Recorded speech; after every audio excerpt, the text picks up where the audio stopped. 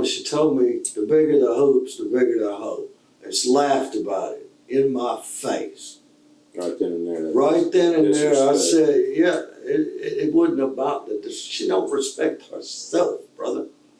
How you gonna sit up here and call yourself a hoe? So you knew she wouldn't change. Yeah, she ain't gonna change. Mm-hmm. And then while we're screwing this, you will accept me for who and what I am. And we will raise our daughter. You ain't getting nowhere near my daughter.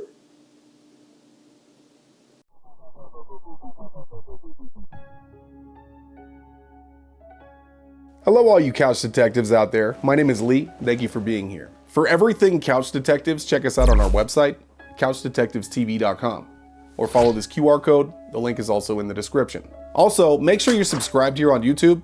We have a lot of content on the way. Okay, enough rambling. Let's get into it. May 25th, 2022, Tyler, Texas.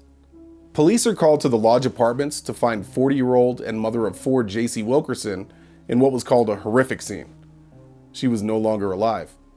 Police immediately put out an alert to be on the lookout for Jaci's then boyfriend, 49-year-old David Thompson, who had apparently fled the scene. David Thompson would turn himself in the following day. This is the full interrogation of David Thompson. But first, let us have a moment of silence for the victim in this case.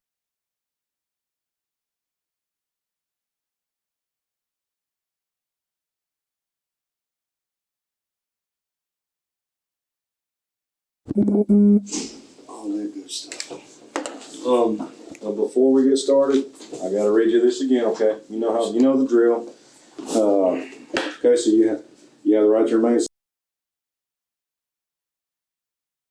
Okay. We're here to listen, so. This goes past everything I've ever fucking learned. We understand things happen. Yeah. Most of my life. I don't know if y'all know the history of me and Jaci, but we met in Bullard. She was delivering pizzas. I liked what I saw. Started getting big tips, you know. Right. Eventually, she was coming over, staying. You know, eventually she moved into the house. She left Tommy. Her moved into my house. And we began the battle over her youngest son. He was 6 at the time, maybe 7. That's her youngest with Tommy? Yeah, with Tommy. Jerry. Jerry, yeah. Yeah. How long ago was all this when y'all met? Started dating? It was May of 19. May of 19 or May of 20. It was 2 years.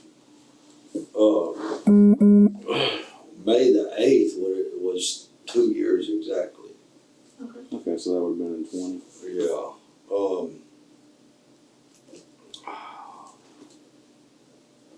Right off the bat, she was like, you know, Tommy controlling and caged her, and, you know, she couldn't have no contact with any men, this and that. Well, now I kind of understand why a little bit, you know.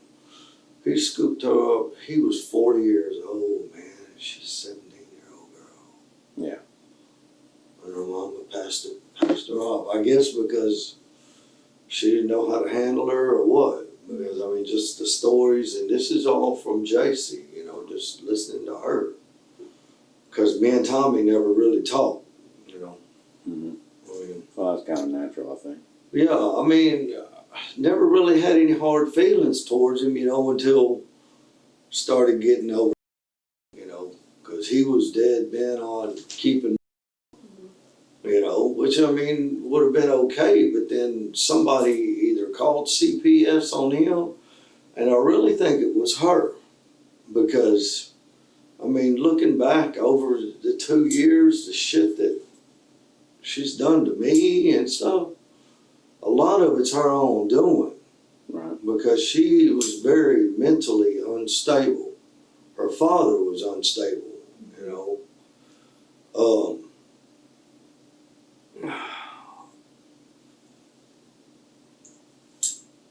when we decided to snatch up, because CPS came to my house first and talked to us about the situation that somebody had called on Tommy. And, you know, we had him living down there in the house with feces, feeding him, and, you know, leaving him unsupervised and this and that. And I didn't know all this was going on. I mean, I know from what she had told me, but I've never really been down in that house, you know, but that's not my place. And so whenever CPS came, it was like, well, you know, you being the mother, you have every right, because she was going and picking him up after school and taking him down there to Tommy's house, sitting with him till Tommy got there, and then she'd come back. I would watch in my house and vote. And I mean, it was a working agreement there. Well, then CPS got involved, and the lady's like, well, y'all need to get y'all need to get. So I told her, I said, well, when you pick him up tomorrow after school, you just bring him here and Tommy won't get him. And that's gonna be that. Right. And that's what happened. And she didn't have anything restricting her from having it. No, it was just kind of a mutual agreement, you know. Tommy didn't put up no fuss about her moving up with me and bringing me, and, you know, he got to keep, because at tax time, it's a lot of money for Tommy. Right. And that's really what he's about. It ain't the kids. It's tax money. Right. You know, and the benefits comes with that. So when we got him there, I called him immediately. I told him, don't come here. We got him. He's safe. Don't come here. Well, he's pissed off. Sure. And I told her, I said, if he calls or texts you, you tell me. I need to know, because I'm going to war with the guy I really don't know about. You know? And I'm doing it for you. So you need to be upfront and honest. She goes and passes out. She's coming down off the dope because she's been on meth. Well, that phone's laying there on the kitchen table, and she's in the bedroom, and that phone's going off every 5 minutes with texts going off and going off and going off. I don't look at her phone. I don't go through her personal shit. It ain't none of my business. But that phone kept going off. So I picked up the phone, and of course it's Tommy. They had been talking all night and all that morning. Yeah. Got to digging a little deeper. Come to find out, when I'd go to work, she'd go back down there to him. They'd get high and hang out all day and chill. How long ago was this? This was 2 years ago. This was right. When y'all's relationship first started? Yeah, when we just first, she had just moved in there, you know, probably about July or August, and she moved in around May, I think. So a couple of months into it. I confronted her with it. It's like, what the fuck are you doing? I'm going to war with this dude for you. For you. I ain't got to do none of this shit. I'm doing this for you and your kids. To have them together so you know they're safe. And you going behind my back and doing this shit? So I took all of her shit and I threw it out. Threw it out in a ditch. Made her leave and everything. And the next day, my roommate called me and said she was out there picking it up. So I drive by a fucking cement truck, park in the middle of the road, and stand there and watch her pick her shit up.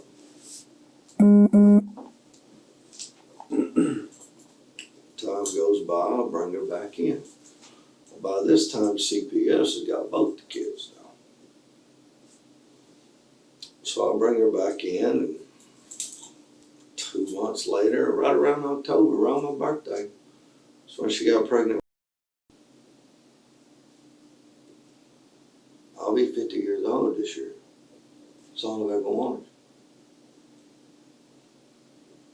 Your only baby? Only baby. How old is she now? She'll be a year old on the 23rd. Seen pictures of her. She look cute. Thank you. Thank you. Yeah, she's,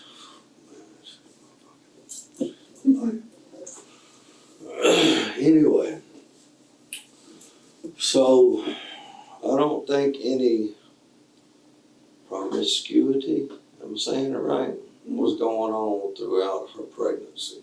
I honestly don't believe that. You know, because everything was kind of smooth. Everything went well with she and I. You know, CPS had the kids. I'd got to where I could go up with her on the visits and see them, you know. And fixing it to where when CPS lets go of these kids, they're all going to be together right here with me and her. You know, it was on the way.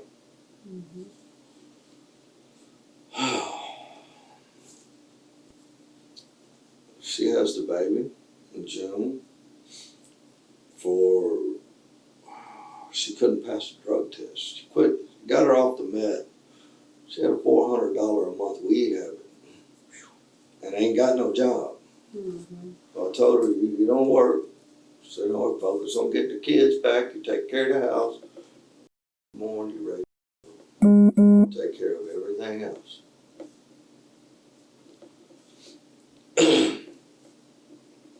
So anyway, she can't pass the drug test. They give Tommy the kids. Because Tommy claimed his act up, but then got evicted, so I don't know what happened with him. And this is all from what she says. I ain't seen no paperwork on it at all because I wasn't allowed to go to CPS hearings. You know, circumstances led to where I went to jail twice behind Jaci. You know, anyway, so. This like the assault and the protective order stuff you're talking about? I don't want to get too because I would have known it was her all along. First couple of months after she had, we wouldn't let her go anywhere because we didn't want the baby. COVID was still going on, and we didn't want too many people around the baby. You know, my parents, my brother, you know, that, but no extended family, no outside contact there, just in case, just to be safe. Right. Well, I got started working for this railroad company that does railroad maintenance. And that's Tony Winkle Construction out of Palestine. And I'm their heavy haul. I move all the equipment, all the dozers, excavators, dump trucks, you know, all the equipment they need from job to job to job. I move it to one job site, it might sit there a couple of days, it might sit there a couple of weeks until the job's finished, and then I go move it up the line. We're going from Marshall, Texas to Little Rock, Arkansas. Pretty good distance. Yeah. So anyway, a few months go by, I'm missing. We're already like 1st of November. She was born in June, so July, August, September, October, I've missed most of her life because I've been moving this equipment up the line. You know, I come in for a few days, you know, take care of my bills, my business there, make sure she's okay, and then I go back out to work. And I mean, it was working good. Started letting her come up because the company buys me a motel room at nights. Started letting her come up, bring her up, and I can see the baby and her at night. We have family dinner there, you know. And most of the time I stayed at the motel rooms with the crews because there's like 3 or 4 different crews that I move the equipment for. And there was a black guy on the crew. She's from California. She used to tell me stories that back in the day when she would spin off in her mind, she'd go punish herself by, you know, gang rapes and, you know, 3 or 4 or 5 dudes tearing it up. But she would do this as like self-punishment, having them beat on her and slap her around and all that. How old was she when she was claiming, when she lived in California? From like 14 to 17, it was about 3 years. Okay. During that time, I think her dad tried to buy a cop and all that shit. She said it humiliated her in front of her entire school one day. He come out with a pellet gun and surrounded by cops. I don't know if they killed him then or what, or took him off, you know, because, I mean, she would tell me shit like that, and I just, Listen. that's weird. Yeah. It's weird, Jaci. I mean, you know, I understand people have their problems, but, you know, it's weird. Yeah. So anyway, she shows up about 9 o'clock one night. We're out, because see, after work, everybody cooks out. We cook, we eat, drink a little bit, and everybody goes to bed and get your ass up 7 o'clock in the morning and we roll. She shows up there about 9, and this is about the second or third time that the crew has seen her and the baby, you know, because I'm just now getting her out a little bit. Well, the next morning, me and this black guy, he rides with me in the truck to Pine Bluff. Texas County, Pine Bluff's about 3 hours, 2.5, 3 hours in the truck. It's an all-day trip up there, unload the equipment and come back. Because I've got another one that's supposed to go up the next day. Well, evidently, sometime between 9 o'clock when she showed up there the first day and the second day, she communicated to this guy to oversleep the third day that he's supposed to ride with me to Pine Bluff, and they gonna stay up in the motel room all day and hook up while I'm at work. I don't know this yet. That third day came, he oversleeps, so I leave. I go do what I'm supposed to do. I'm not thinking in my mind anything's wrong. Go up to Pine Bluff. I talk to her a little bit during the day, but mostly I'm trying to get this shit done so I can get back and be with her and the baby. When we get back, the whole group, you know, the whole company, so we're gonna go out and play putt-putt, and ride golf carts. Me and Jaci are gonna take the baby, and we're just gonna kind of hang out and watch everybody, you know, socialize, but not involve ourselves. Right. It's too rough. Anyway, while we're going out there to it, the three of us are riding in Jaci's car. She tells me, well, this black guy's been sitting out on the hood of my car all day. I come out about 3 or 4 times trying to leave and stuff, and he wouldn't get off the car. Okay. So I don't say nothing. We go do our thing and we come back. Well, when we come back, I went out there and jammed him up. I said, do not ever go near her again. I will cut you. Do not go near her. Oh, I can't just sit on her car. I said, you cannot go near her. You do not speak to her or nothing. Because you're sitting on the car, you're waiting on her to come out. You know I'm gone. You already in the wrong. So anyway, I hit him a few times. I told him, do not go near her, because he went to mouth it. The whole crew was sitting there watching this shit play out. So I take her and the baby and we go upstairs. And I need a drink, I need to calm my nerves. Well, we ain't got no ice in the room, we're on the 2nd floor. Ice machine's on the 1st floor. So that means I gotta leave her in here and go downstairs. Well, she was telling me, well, let me go down and get her. I said, no, Jaci. I done turned this dude up, come at you, I'm up here and catch you in the hallway and you can do whatever. I'm still not thinking. In the back of my mind, I'm saying, what is giving this guy the idea that she's open to messing with you while I'm at work? But I'm not really giving it too much thought because I'm trusting her. It's the mother of my child. Anyway, so about 30 minutes go by and I was like, all right, you can go down and get the ice. Go straight down and get the ice and come right back up here. Don't bullshit around. Because I want to be where it's at.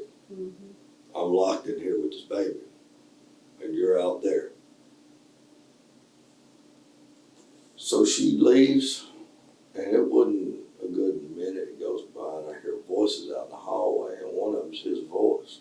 But I hear another guy's voice kind of lightly too, or I hear somebody's voice. And then I don't hear it no more. It's like they walked back off. And Jaci's phone's laying right here in the bed. And I'm thinking in my head, just hurry up and get back. Because if I open that door, if this guy's went and got a gun, if he's went and got a pistol or anything, my baby's open now. Mm-hmm. And I don't have a pistol, I got a knife. Mm-hmm. And that ain't no good in a gunfight. Right.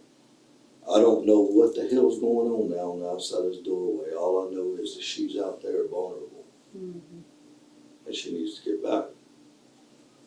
So enough time goes by, and I hear his voice again out in the hallway, but it's lower this time. And as I'm walking up to the door, because I'm going to look out the peephole to see what's going on in the hallway, here she comes through the door, and she's got this white look on her face, and she barrels in, slams the door. And I said, "Is he out in that hallway?" She said, "Yeah." Well, I opened the door up, and he's in the doorway, and I popped that knife on him. And he took off running, screaming, "Don't cut me, bro." And I'm chasing him down the hallway in this motel room. Well, at the end of the hallway, if you take a left, the stairways are here. There's a little cul-de-sac right here, rooms, and the elevator's right here. Well, they ran to the elevator first, and he's seen I wouldn't stop. I'm coming at him. And I hear this laughter in the background. They're back down the hallway. Well, he seen I wasn't gonna stop, so he ran around in that cul-de-sac. And I knew he was trapped. He can't get out of there unless somebody opens the door and lets him in their room. Right. I'm not gonna do that. And I don't want the shit to go down in the damn motel room with the dude, you know. And I'm still not thinking anything about all this shit may have been planned and they hooked up all day or nothing. I'm just thinking, you stay the fuck away from the mother of my child. Mm-hmm. You ain't got no business up there. And now you're up on the second floor. Your room's up on the fourth floor. I've already toned you up. What are you doing up here? Mm-hmm. So I told him, I stepped around that corner and I looked at him. I said, "If you come near again, I'll kill you." And I turned around and went back to the room. Called my supervisor and told him, "If you do not get him out of here, it's happening. This is what's going on." Everybody saw what happened down there, and now the motherfucker's up here in the hallway, jamming her up in the hallway. Get him out of here. Well, the next morning, I sat there until they brought somebody from the office from Palestine to pick him up and took him home. And then I walked her and the baby down, put them in the car, sent them back to Tyler, and I went on about my business. Mm-hmm. Finished moving the rigs, went back home. About a week later, I go back up there because I got to move more stuff up the line. Well, I stay at that same hotel room.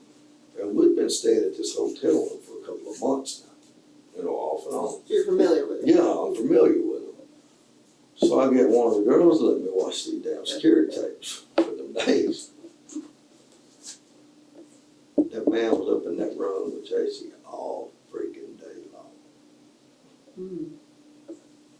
When she went down there to get the ice, he was waiting down at the end of the hallway for her to come out of that room. But they went down and got my ice together, made out in the elevator and everything, laughing, giggling. It was all funny. You got away with something. Jokes on me. Mm-hmm. I've got white privilege rode across the front of my Jeep. Yeah. It's funny. It's a joke. And I ain't no better than anybody else, you know.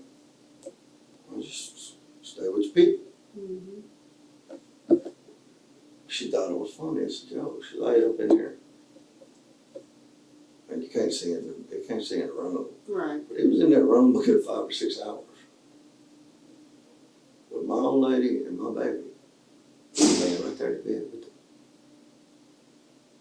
My baby. Mm-hmm. And you ain't know this motherfucker 2 days. I only know him about a week. And you laying up in there fucking this dude in front of my baby. Mm-hmm.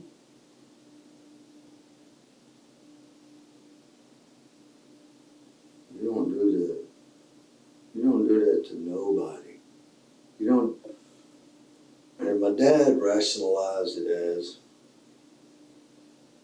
she don't even, how can you be mad at her for disrespecting you when she don't even have respect for herself? She does shit like that. Because he knew about the Tommy incident, about her running off down there. Mm-hmm. So anyway, when I get back from that week there, I sat down and talked to her, and I was like, yeah, watch them security cameras.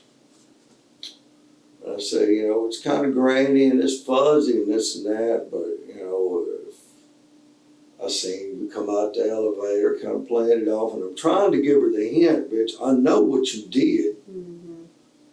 This is your one free pass. Don't let it happen again. But I don't know, I guess she took it as a joke. You know, I told her, I said, I watched the cameras, I saw him get up on you in the hallway, and there's a couple of minutes there, and, you know, and then I come out of the room. And I said, if you didn't do nothing, you know, this has been a perfect opportune time for you to. But if it happens again, I'm not going after them. And I just left it at that. She ever confessed to it or tell you she did it? Whenever the subject could be brought up, she'd just get real quiet, wouldn't say anything. She had no response to it. Mm-hmm. But she wasn't denying it. She wouldn't deny it. She never denied it. I saw that man go in that room and spend at least 4 or 5 hours in that fucking room. Mm-hmm. This is my baby, brother. Mm-hmm. And the woman that I love. And at this point, your baby's what, like 5 months maybe? June, July, August, September, October, November, 5 months. Mm-hmm. So y'all stay together after that incident? Yeah. Okay. Mm-hmm. You know, cause I'm working, man. I'm trying to provide. She ain't got no job. She ain't got no way to make no money. CPS gets involved right before, well, yeah, I forgot. Now this is the assault thing.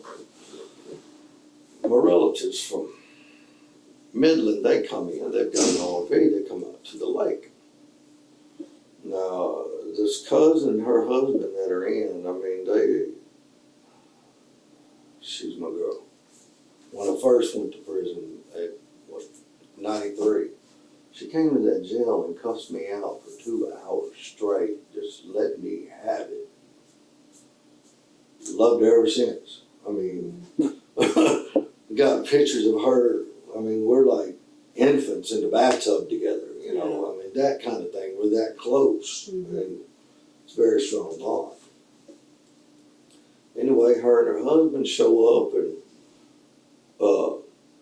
we got a plan to where it's going to be me, Jaci, my mom and dad, my brother and his youngest daughter, and Debbie and Jeremy, my cousin and her husband. We're all going to go out here to the lake. We're going to eat. We're going to socialize. Debbie's going to get to see the baby for the first time. It's a family affair. This is the circle. Mm-hmm. If you don't get along with this circle, you ain't in there, Mm-hmm. you know. And Jason was smoking. I mean, I smoked a little bit. We drank a little bit, but I wasn't intoxicated. Jason was fucked up, you know. And even, you know, my mom, she's like, "What are y'all doing?" I said, "Well, she's smoking a little bit of weed and had a little bit to drink, you know." I said, "It's okay." Well, I'm not seeing what's going on behind my back here, the looks and the glares that I'm getting from her, because I'm showing my cousin too much attention in her eyes. Mm-hmm. Well, the steaks get done, and we're all going to sit down there and eat. Well, Jason decides she wants to smoke a cigarette while everybody else is sitting down here eating. So she takes She goes over here by there's a little point where you park the boats at right here by the lot. And she's sitting there, and I've got my back to her, and it's family. We're sitting here eating. And my cousin's husband, he's looking over there at her. He's seeing the glares and the looks that I'm getting. And I catch this movement over here. And I turn and look, and Jaci's got the baby, and she's pushing it across the lot, headed out to the road. And it's dark now. But she's watching me. She's seeing if I'm noticing that she got up and left.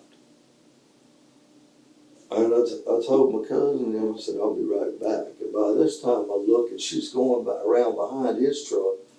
And when she came around the end of his truck, she's looking right at me to see if I'm looking. And I told him, I said, I'll be right back.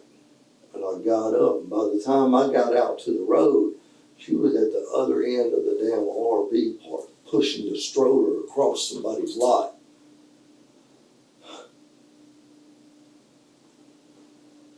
To the water. What are you doing? What are you doing? I just went down to the lake. You were sitting at the fucking lake up here. What are you doing down here in the middle of the night? Pushing our baby across somebody else's lot through the water.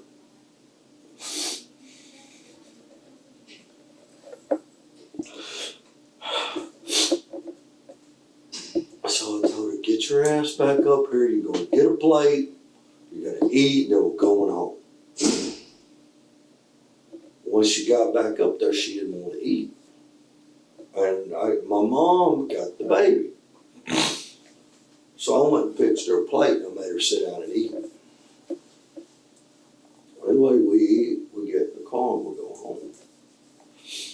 We get to the house, pulled the keys out of the ignition, I handed them to her. I said, now if you want to leave, you can leave. I said, but you leave outside that gate, don't come back. Because we're done. Where are you living at this point? And bored. In Board. Yeah. And I got out of the car. I went around, I'm going to get her out of the car and go in the house. All she had to do was get out of the damn car and come inside. No. When I opened that car door to get her out, she started screaming, no, you're not going to take her. And jumps out of the car and starts swinging at me coming around the door and grabs me. I've been locked up for 2 decades, brother. You don't grab a hold of me and just start swinging at me like that. And I'm already pissed off because you're doing some weird shit as it is. And I mean, I blacked out. When I came to, I'm sitting on top of her and I'm tuning her ass up. And I realize what's going on, and I stopped myself because she's got a hold of my shirt. And just screaming, get off me, get off me. And I'm telling her, let go of my shirt so I can get up. I'm trying to get up. Well, here comes the Boulder Police Department driving by. And she's doing all this damn screaming and yelling. And there's a 4-way right here in front of this house. This place on Emma? Or? Yeah, it's on Emma and Rather right there. And, the cop starts, hey! And that's when she let go of my shirt. Well, there they are, right there. I jump up, I put my hands on the fence. I'm not trying to get shot. Right. So I tell her, it's over with, man, it's over with. We were just wrestling.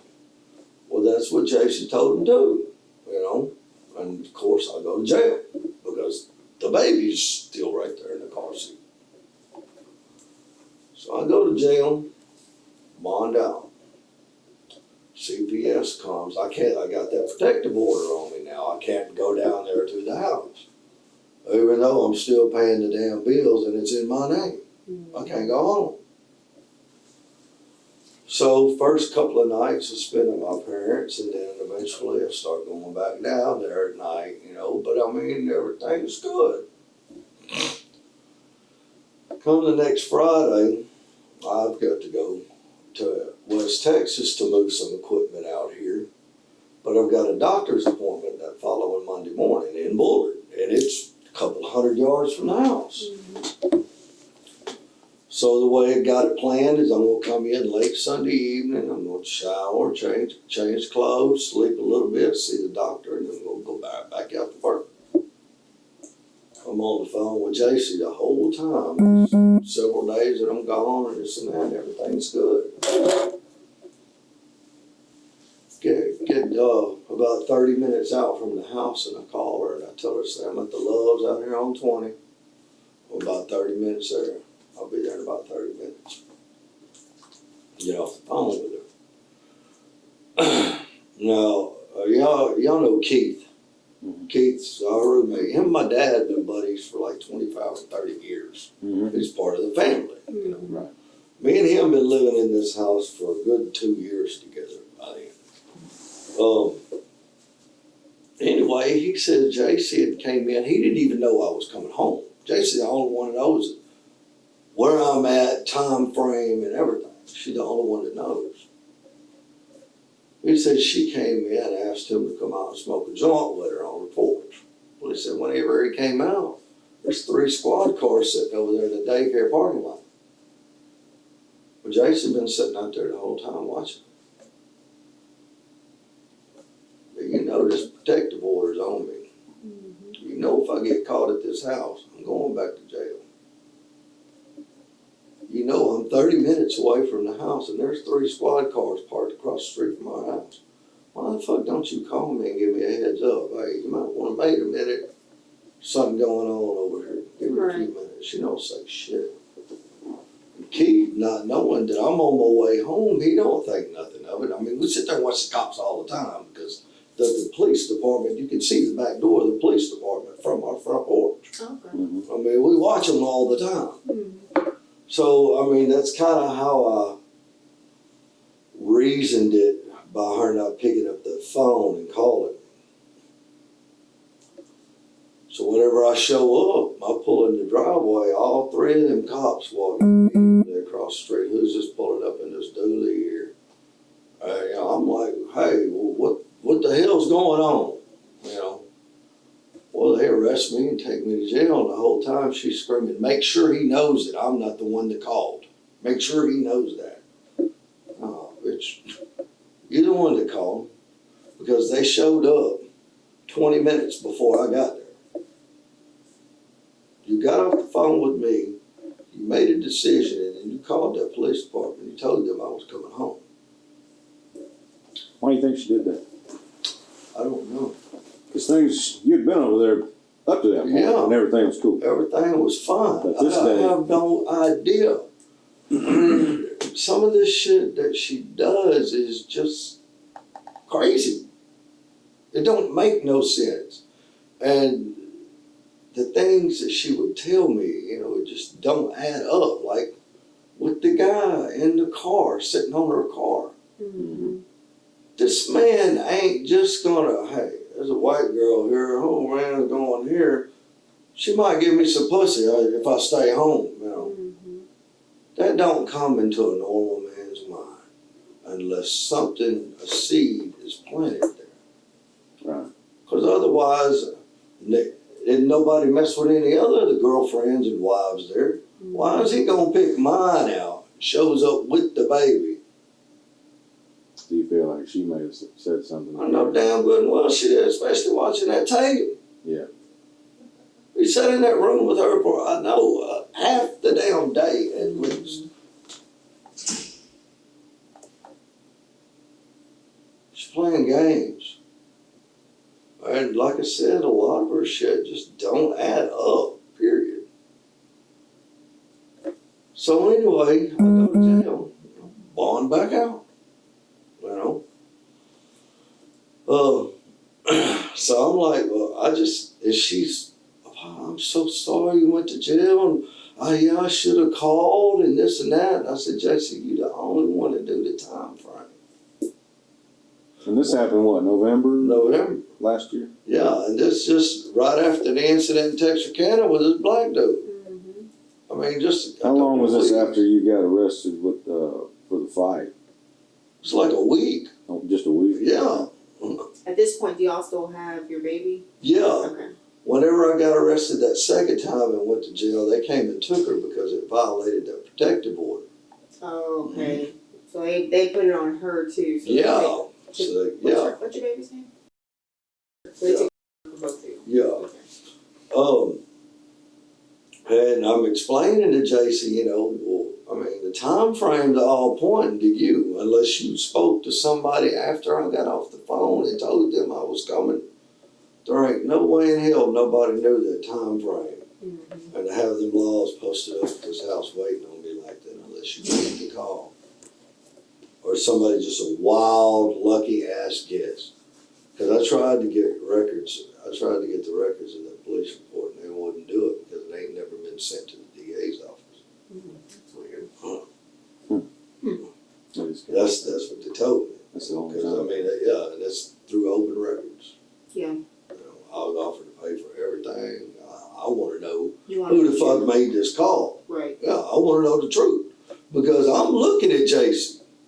I know I'm not as stupid as you think I am. And so I can't get it, and I'm like, okay, fuck it. And then, of course, CPS comes and take the baby. And she can't understand why I'm taking this baby. And I said, well, baby, I violated a protective order. Had you called, I said, if you would have been the one that called them and told them that I was here, you'd still have, but you're not the one that called. And the look on her face was, she fucked up. Yeah. She fucked up. Almost like it backfired on her. Right, it backfired on her. And what don't make no damn sense is if I'm locked up, who's gonna pay the fucking bills Right. to keep a roof over your head? Mm-hmm. It don't, it's self, you know? Mm-hmm. So anyway, time goes on. Of course, we miss first Thanksgiving, we miss her first Christmas, her first New Year's. Finally get the baby back in January. She goes to my parents' house. Well, I mean, y'all about my parents. My parents are up in age. And it's stressful on them. I didn't know it at the time, but when they first got, both of them were sick as hell. Mom was in the hospital with pneumonia for several days. Dad, you know, he was fucked up too. I didn't know none of this. And then throwing her up in the mix for them to take care of 24/7 at their age is stressful. And it's, I mean, That's a lot for a young person. yeah. So I've got Jaci coming over there and sitting all day. Yeah, we've made some mistakes and we've fucked up and this and that, but at least you're going to get to see all day. And all you got to do is sit there and take care of this baby. Mm-hmm. That's all you got to do. You still working? I'm still working. Same company? Yeah, I'm still working. Mm-hmm. All you got to do is sit here and take care of this baby. And it was like it was too fucking much. Because she's got to go sit at my parents' house and have my parents watch her. Well, it's either that or send her into foster care and you don't get to see her at all. Right. Mm-hmm. And you the main reason all this shit is happening, girl. I just ain't confronted you with it because if I do, I'm gone. And then where are you gonna be, dumbass? Mm-hmm. So anyway, you know, both my parents, they ended up going to the hospital, this and this and that. Well, Shan, I don't know if y'all met Shan. While we're doing the visits with, we had to go to this school, or to this church. Shan oversees the visits at the church. Okay. Well, Shan's been with us from the beginning. you know, through the pregnancy, birth and everything. She's in love. It's a black girl, by the way. I mean, the irony of shit, right? But I love this woman to death. Her mother calls her every night and sings her to sleep. Every night. What church are they in? It's that Zion. It's up there, like, well, Four Corners, 69 in the Loop. Mm-hmm. Oh, yeah, You yeah. know, there's a black church back up in there. Well, the pastor of it, I went to school with to play ball with him. So, I mean, there's kind of a connection there. But anyway, so whenever we'd show up for the visit, Shan would take, and they'd be at prayer meeting. Her mother, and like 5 or 6 other people shows up. Prayer meeting's over with. Everybody's playing and singing, and they're clapping and all that. Yeah. It's a joyful time. And then Jaci and I would visit. Well, when my parents went to the hospital, had it to where Shan took for a couple of weeks until my parents could get better and we could figure out, hey, are they going to live through this? Because it's the first I've heard about them being sick with pneumonia and shit, you know. And my mother's breathing, it's already bad. So Shan loves the shit out of her. Anyway, so my parents get better. Well, during this time, well, now I've gotten to the point that it's gotten so bad between me and Jaci that I really don't need you anymore. I've got somebody to take care of. You're giving me headaches and headaches. The shit you're telling me ain't adding up because she started doing DoorDash. Okay. She'd be gone for a couple of hours, you know, and I'm not. When did you start doing that?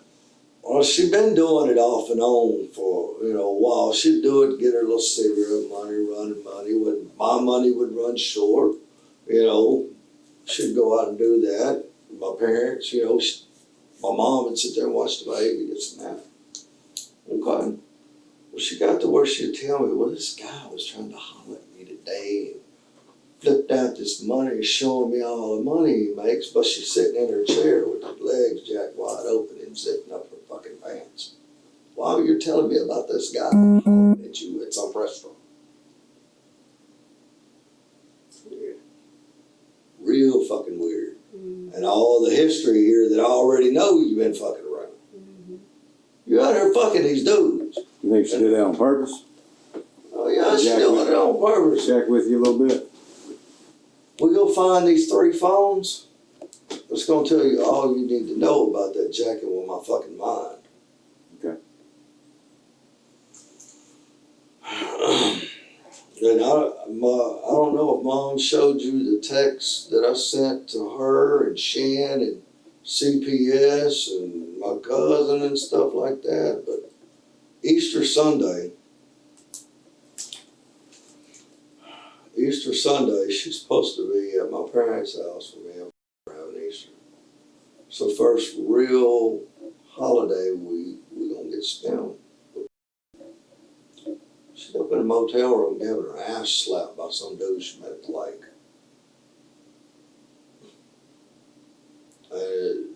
Dude slapped on her so hard it bleeding the next day, and she's got pictures. And she sends him the pictures. Look at this. Y'all can slap my ass anytime. Apparently she up in this motherfucker with 2 or 3 dudes So are you seeing this through her phone? through her phones. Yeah. You know what hotel that was at? So one of the casinos at the Shreveport. About what month was this It occurring? was Easter. That's Easter. Easter, you said? Easter. Okay. Yeah. And I done moved her because our lease in Bullard ended in March. Okay. And me, her, and Keith, I'd found us a duplex that we were all gonna move into, you know. And as the due date came for us to go, I was like, man, this is my chance. I'll put her out here. Maybe she'll see how hard it is and appreciate a little bit of what the fuck I do for you.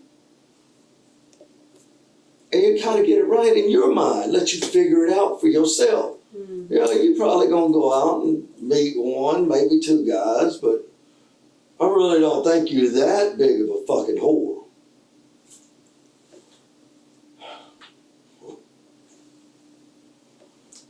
Anyway, so I moved her into that house, and I moved us up to Tyler. And I mean, the rent of this duplex is $1,400 a month plus utilities. The one she's at? Yeah, not the one she's at now, not the one out by the lake. This is another one Okay. over behind Lindsay Park. Okay. Yeah, that is. She ain't paying that. Yeah. So I know she can't pay for it. So in a month, she gonna need a place to stay. She's not gonna fuck her way into some dude's house in a month. Mm-hmm. Surely not. So anyway, I get her moved, and then she helps me move me and Keith, because Keith can't walk that well, you know. Get us moved into the apartment there. And, you know, I'm taking her out to eat, we're being civil, we're still sexual relations, all of that, you know. I'm trying to teach her a lesson. To be appreciative. Appreciative and to grow the fuck up. You're 40 years old. You got 4 kids. Wake the fuck up. She don't want to do it. Now she's got more freedom. She knows what to do. Well, the day she and I finally got me and Keith moved in, and I find this out later because I go to digging through these phones, through the phone records at first, because I'm paying for a damn phone that she's got. One of them. Anyway, time goes on and she's coming by and she's telling me about the guys with DoorDash flirting with her and hitting on her and this and that. And she's making money and she's trying to make it work for herself and all this. And all of a sudden, she ain't got time to pick up the phone and talk to me when I call her. Not now, I'm busy, or she won't even respond. Okay, well, you're all doing your thing. Go on with it. Come close to the end of the month, that landlord's finna evict her because she knows she can't pay for the damn thing, too.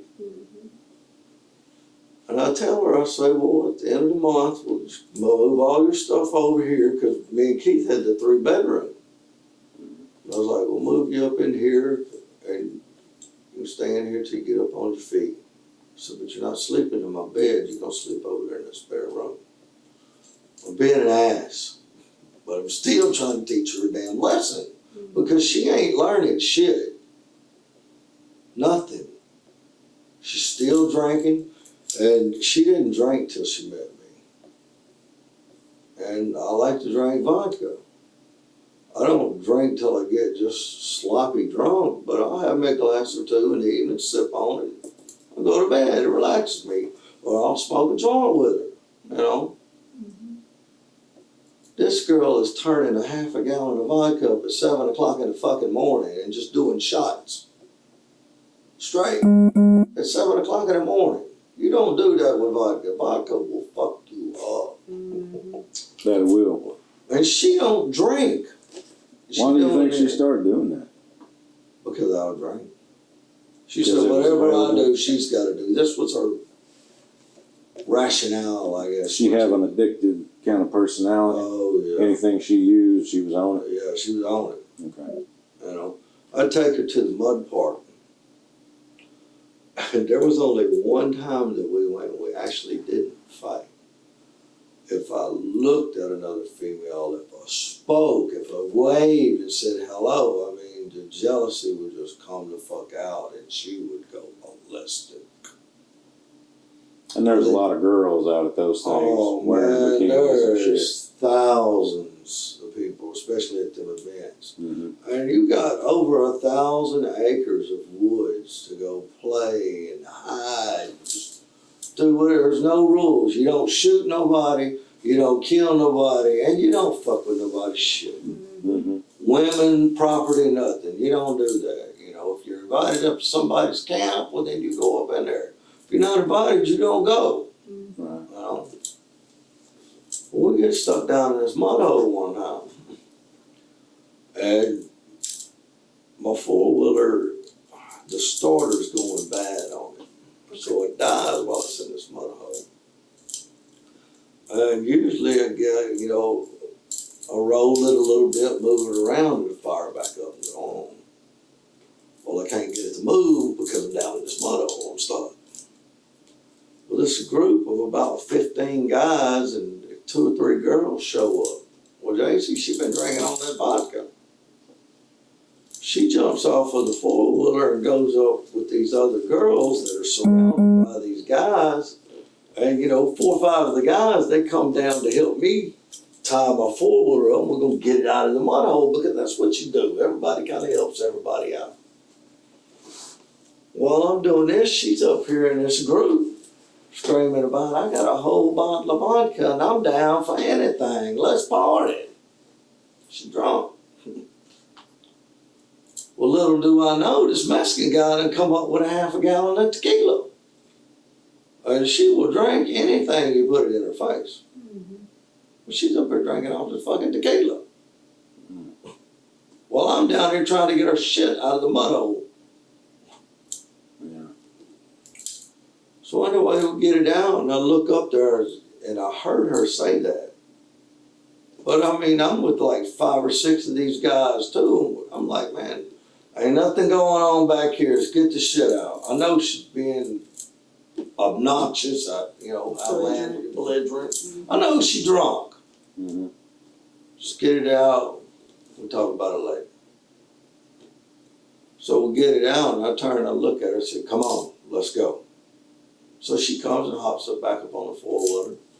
We get it running again and we're all going back up this trail. Well, we're kind of with the group and we ain't with the group. It's a trail. Everybody's got to go out the same damn way. Well, she's doing, I got her phone up and this and that. And I'm like, what the fuck are you doing? So I pull over. Here's this Mexican guy with the tequila comes flying by. He'd been following us. Because she opened herself up like that. And to that group and in that situation down there, when you ride up on somebody, it's the dude and this chick on the floor, she jumps off talking about, I'm down for anything, let's party. That means either he's the bitch in the relationship or there ain't no relationship and you fair game. Mm-hmm. Right. You don't do that down there because that shit there leads to problems. And you're down there in the middle of the freaking woods. Anything can happen down there. You can disappear. And you might find you, they might not. If the hogs or something don't get you first. Mm-hmm. I mean, it's that wilderness. Right. Trying to tell her you can't be doing that shit and just putting yourself out there and being that carefree and open like that, because there's some shit that'll happen to you down there. Bad shit. Well, there's random people. Random people Never just seen them before. yeah. And here you are disrespecting me and doing this shit right there in front of me, in front of a whole group of dudes. Was this after Easter or before? Yeah, this was here just a couple of, it was the week after. It was the Friday after Easter. Either the Friday or the Saturday after Easter. So I still don't know about, I knew she missed Easter. And I'd been trying to call her all morning. She wasn't answering the damn phone. She wasn't answering the text. You know, we got this planned over here. Where the fuck are you? Mm-hmm. And so I'm talking to Shan because Shan took to church on Easter Sunday. After church, she was going to bring her by there. So 12:30, 1 o'clock, Shan was going to be there. Well, here 1, 2 o'clock in the afternoon, and I still ain't heard from Jaci all freaking day. Well, Shan says, well, I've been sending her pictures and talking to her all morning. said, well, she ain't answering my calls and shit for some reason. Mm-hmm. So I go back in and tell my parents, you know, I said, Shan says it's going to be a little while longer, and I don't know what the hell's going on with Jaci. I don't know where she's at. She won't talk. Shan says she's been talking to her. And my dad was like, well, you need to find out. Hey, I mean, if y'all talk to my dad loves him. I love him to death, man, but he drives me nuts. Oh, shit. I think all our dads do that. Yeah, but I mean, that's the relationship we have now. Before I went to prison the first time, me and him couldn't stand to be in the same damn room together. We hated each other that much. I just being a kid, stupid, doing stupid shit. And, you know, here he is trying to provide for his family, and I'm wrecking shop every chance I get, you know, so. Anyway, so I go back out and say, all right, I'm gonna call her one more time. If she don't answer this goddamn phone, I'm just gonna tell Shan to hell with it. I'll see her tomorrow, Monday. Because Jaci's gonna be back over here Monday anyway to sit with the baby. Mm-hmm. Supposed to be. So, and at this time, I'm putting my Jeep together up underneath the shade tree out in the backyard there because I'd blown the engine up. So I'm over there all day also during the week because I done quit my job by then.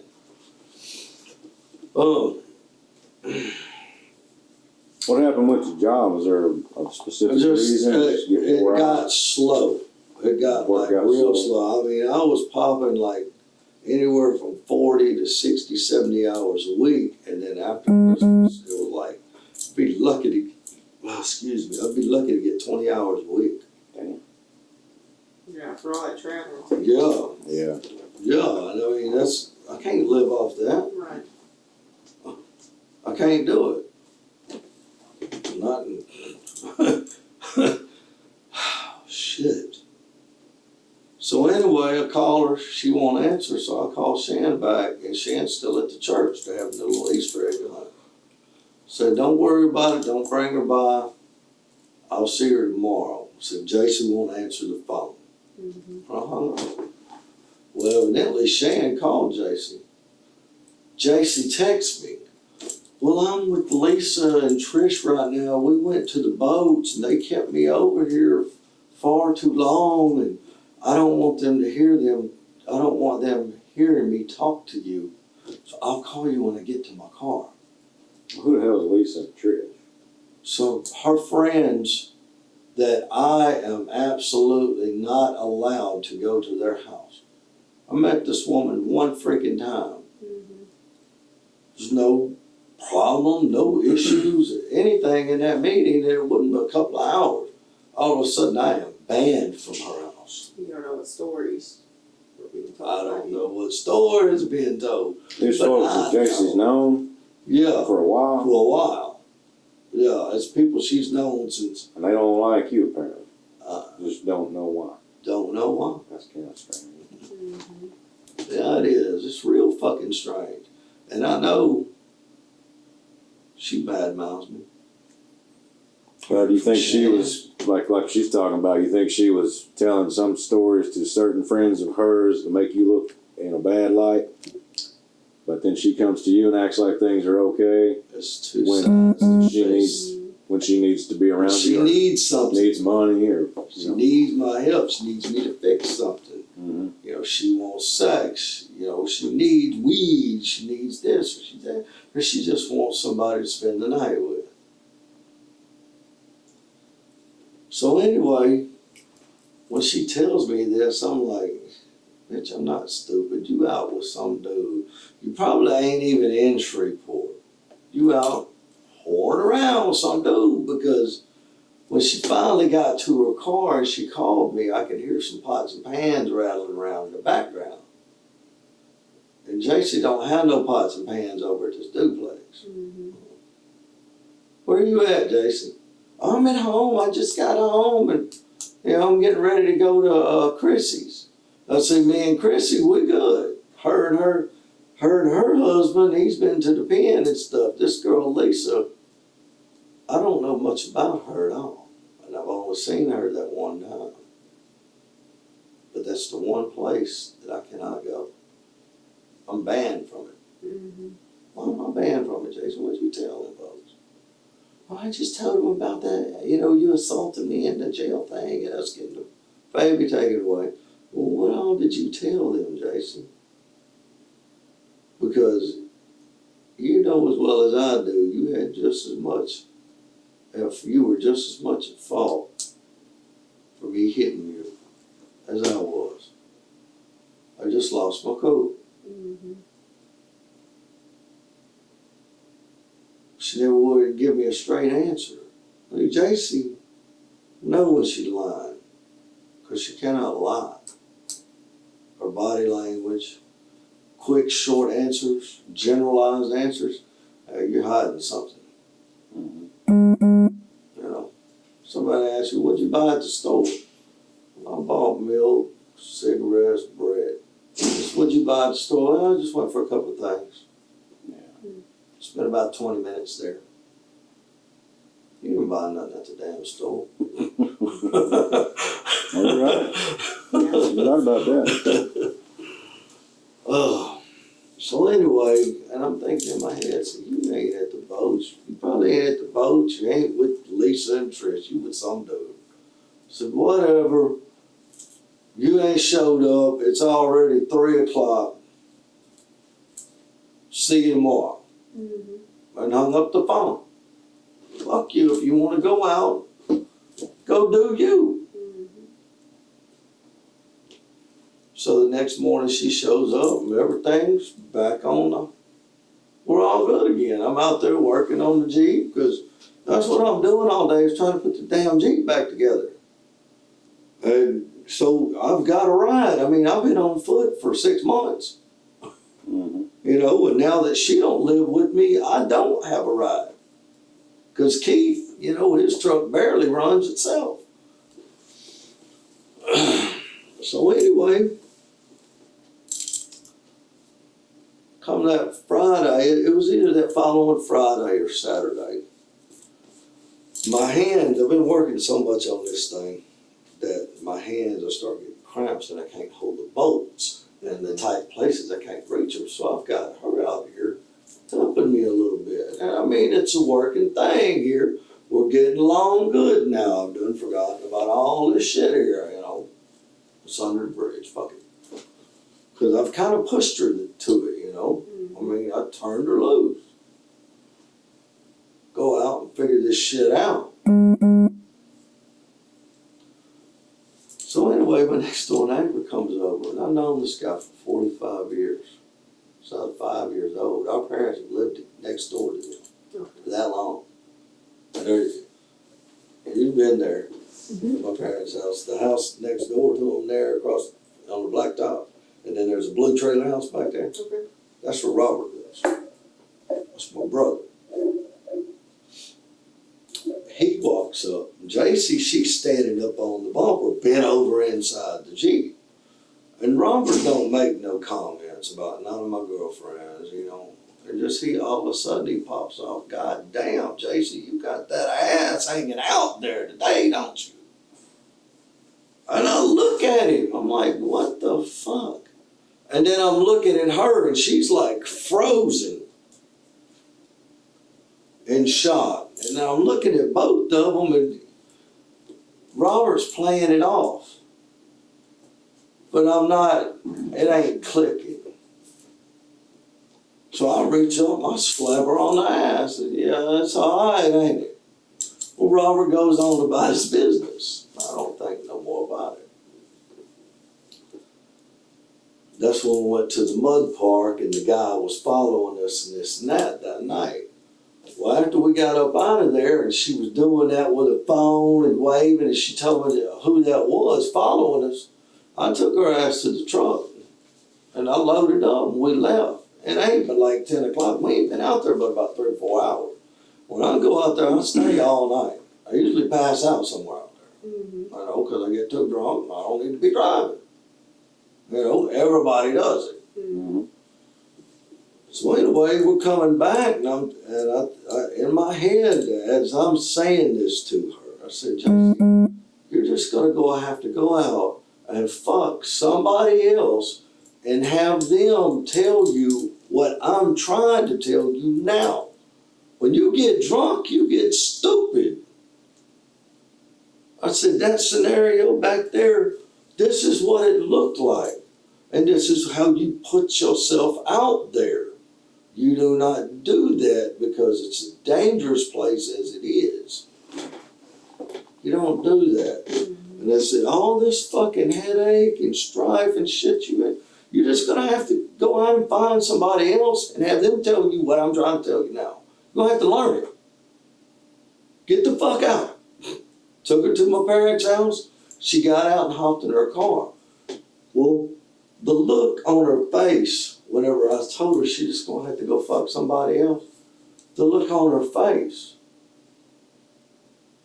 I said, you already got somebody else in mind, don't you? And she didn't say nothing. Literally, she's finna go back and fuck this dude that she just got through having her ass tore up with on Easter, the weekend before. I was like, you do got somebody else. I said, well, I hope you learn. And sent her on her way. That's the night he toned her ass up because she got over there and she was drunk. He beat the fucking hell out of her. Then a boot print across her chest. I think we saw pictures of that.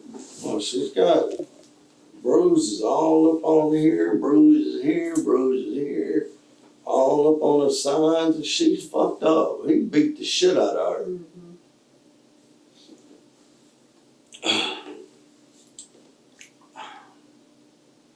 So anyway, I'm trying to talk to her, and I'm like, Jaci, you got to change, baby. This ain't no way to live. And a 40-year-old woman, mother of four, that carefree, casual sex lifestyle ain't where you're supposed to be at, baby. Running off to clubs and this and that. That's not where you're supposed to be. Well, I'm over at a buddy's house, and he lives in Chandler. In between his house and Jaci's house, which is over there behind Lindsay Park at this time, this is the duplex I have. There ain't but about 2 or 3 miles that separate them. In between there's a roadside park. Well, I was coming back from my buddy's house one day, and I see Tommy sitting in this roadside park. As far as I know, Tommy still lives in Troop. Way the hell away from where he's sitting at right now. And so I text her, because I hadn't talked to her in like 2 or 3 days. And I said, you better hurry up and get home. Tommy's sitting here at the park waiting on you. What? He don't know where I live, and I haven't spoken to him in like 8 months, almost a year, and this and that. Well, I said, well, the motherfucker's sitting here about 1.5 miles from your house at this park, waiting on you to get here. No, it can't be. I said, Jason, I'm looking at the motherfucker. So, well, I'm going on. Well, now, I'm tired of being lied to and deceived and game and just bullshit, man. I pay them phone bills, and I get a copy of them phone bills every month. I start digging through the goddamn phone bill. Well, I see where her and Tommy been talking on the daily. Sometimes 2 or 3 times a day, sometimes for 45 minutes or an hour. Sometimes it might be for 10 minutes here. I mean, they blowing the goddamn phones up. And several other phone numbers that I do not recognize. And then I run across one that I do recognize. It's my brother Robert's phone number. Made it like 10:19 at night. She called him. He called her back. They talked for 10 minutes. What the fuck they talking about? What's Robert's last name? Yeah. So I hit her up the next day after I saw Tommy and stuff, because I just let that shit die. The next day I hit her up. I was like, I'm gonna see. I'm gonna see if she's gonna stand up here and lie to my goddamn face. I see the evidence right here about these phone calls. Mhm. So I tell her, you know, well, that's deceitful, I guess. So I said, you know, I was probably just coincidence. He was sitting here at this roadside park at this time, you know. You ain't talked to him in a year, you know, how would he know where you live, you know? So I go over there to the duplex, we have sex, well, she's got the bruises all over her goddamn body. And Jaci, what are you doing, baby? Who's beating on you like this? There's nothing for you to be worried about, nothing to be concerned about. There's a fucking handprint across your ass, girl. I need to be concerned about it because you're going to my mother's house in the morning to sit and watch the baby. And this motherfucker's beating you up like that? When would you say this was? About what time? It was after Easter. I think it's sometime in May. Yeah, something like that. Yeah. About maybe 2-3 weeks Yeah. later. Because, you know, when she says, well, don't worry, it's nothing for you to be concerned about. I'm like, okay. And I'm thinking it's Tommy. So I tell her, I say, yeah, that deal with Tommy, I said, you know what, there's no way he could have known where you live. I mean, you haven't talked to him, right? No, I haven't spoken to him in like 8 months, almost a year. I said, Jaci, seen the phone records. I know you've been talking to him. You've been talking to him every day. Oh, well, you set me up. No, bitch, you set yourself up. Mhm. She said, well, you need to get your clothes on. You need to leave. I'm pissed off. So I said, that's what I'm about to do, and I don't even need your goddamn phone. I already know what's on it. Well, as I'm putting my clothes on, she comes over and she's got a habit of just walking up and standing up over me. You don't do that neither. It's my space. Mhm. So I tell her, I said, oh yeah, by the way, I'm putting my clothes on. I said, what the hell are you and Robert talking about on the phone? That's when she knew I'd seen them phone records. And she just got this second look of shock on her face. And I said, yeah, that's what I thought. Fuck you, goodbye. Don't ever come to my parents' house again. Mhm. So I leave. The next day I text Robert and I'm like, motherfucker, how could you do this? You fucked off 45 years of friendship over one piece of ass. Oh no, man. I said, Robert, I've got her fucking phone record. I know. And all I did was a phone call. Well, he said, yeah, she called me and asked me what I was doing, and I told her I'm sitting over here waiting to get unloaded, and they said to look up, and all of a sudden she's bouncing down the road to the truck. In the middle of the fucking night, just like 10:30, 11 o'clock at night. Mhm. So anyway, I don't know, he says, because, I mean, I told him, I said, motherfucker, I'll kill you. And I meant it. I meant that shit. 45 years of knowing somebody. And this was a couple of weeks done gone by since this had happened. He said, yeah, man, she showed up and said, did nothing happen. We talked about you mainly, and she's scared to death of you, bro. What have you been doing to this girl? This motherfucker, you've known me my entire life. You know I ain't gonna do something for no goddamn reason. You know this. I said, what are you doing talking with her and meeting with her in the middle of the fucking night? Mhm. And then don't tell me about it. Oh, well, she talked about you and asked me if I'd take care of her and this and that. And you didn't tell me about it. Oh, brother, I promised her I would. I said, a brother of the mother of my child calls you and offers you some pussy and you turn it down, as soon as you get off the phone with her, you're supposed to call me and tell me, hey, she's out here doing this. Mm-hmm. You know, it's a fucked up situation, but this is what she's doing. You need to be aware of it. And you don't tell me shit. I got to bring it up to you. Something happened. I left and went to Midland for a couple of weeks because this motherfucker apparently called the fucking laws and told them, threatening him to kill him, this and that. And I did. I told him, I said, you gonna pay me some money for that ass? I said, you broke. I said, you broke 45 years of trust behind that. Man, didn't nothing happen. I said, he said, if you need some money so bad, go get me some parts. Because I get truck parts and I sell them to him. I said, the money, I don't need the money. The money's to keep me from killing you, dude. You fucked up. Her, I know she's a whore. It's you that surprised me. You were supposed to tell me, and you didn't do it. That's what a brother does. He looks out for you.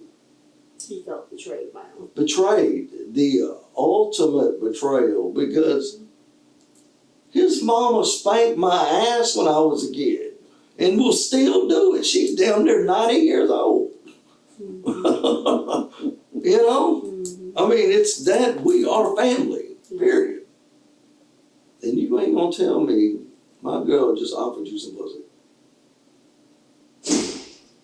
What do you got? Mm-hmm. What really happened? You tell you? He says nothing. No. She said nothing. She swore to God. But her story was he rode through Bullard. He contacted her. She contacted him, and then they went and sat in the truck, but then nothing happened. But you a lying sack of shit. Right. You lying. Like even the statement of, will you take care of me? And Right. Something happening. I Yeah, wouldn't just go up to some dude and say that. right. He ended up paying you, or did you just fucking cut him off? No, I took off to Midland because He called the cops. we called the cops. And my parents was like, you got to go, Michael. You done scared the shit out of him. You know, and I mean, it's all out there. I done told my parents what happened. You know, his mama, I mean, it blew her fucking mind. She didn't believe me. You know, and I talked to her about it. I said, Jaci, what the fuck are you doing here? Mm-hmm. You know? And she, you know, when we met up and this and that, but did nothing happen. I'm like, man, fuck it. I got to get out of here because somebody's going to get hurt. Mm-hmm. And I left. To get my head clear. Mm-hmm. But I mean, I'm already going insane. The bitch is driving me nuts. And every time I find out one lie, another one pops up. And then I figure out that lie, and another one pops up. I'm tired of being lied to. Mm-hmm. All I've ever asked is, don't lie to me, don't give the pussy to somebody else, and take care of the baby. I got you. I got everything else. And you can't fucking do that for me. After all the shit. I done went to war for you and your kids and your ex-husband. The jail for him? Went to jail for Worked And- downtown for him? her.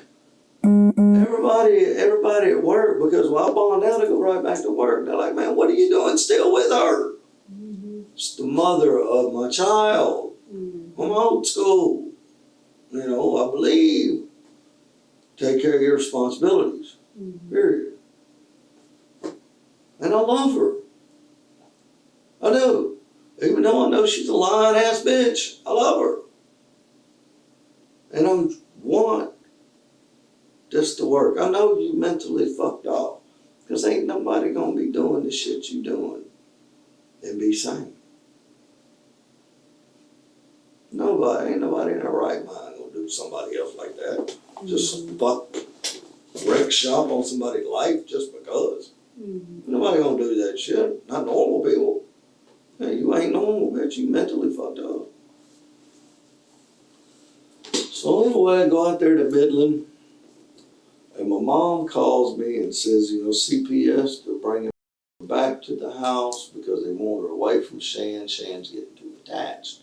Because the deal we had worked out was Shan or Patty, her roommate, they'd bring her to my parents' house like 7:30 in the morning. Jaci would be there. And then she'd sit with her till like 3:30, 4 o'clock in the afternoon. Whenever Shan got off work, she'd come pick her up, Shan would take her home. It took a lot of the stress off my parents. You know, when Jaci got to spend all day with her. Well, Shan's getting too attached, so CPS says, okay, either y'all have to take her or we've got to find some other housing for her. So, of course, my parents going to take her back. It's a grandbaby, you know. Well, by this time, all this shit's done blown up, you know, and I'm out in Midland. And my cousin, this is the one that came in November. Okay, that's what stay with her. Yeah. She's like, Michael, don't go back there. Stay out here, get you a job, get your shit together. Forget about all that out there. When was this? This was just a couple of weeks ago, actually, like maybe 3 weeks ago. And so anyway, I guess her advice. I come back and I'm rationalizing in my head, you know, okay, I can get by this if she'll lay everything down, stop doing it, we get clean slates, because I ain't been living right either, man. I mean, I'm doing a little dope here, you know. I'm not fucking around, but I'm not living right neither. You know, I need to clean my house up some.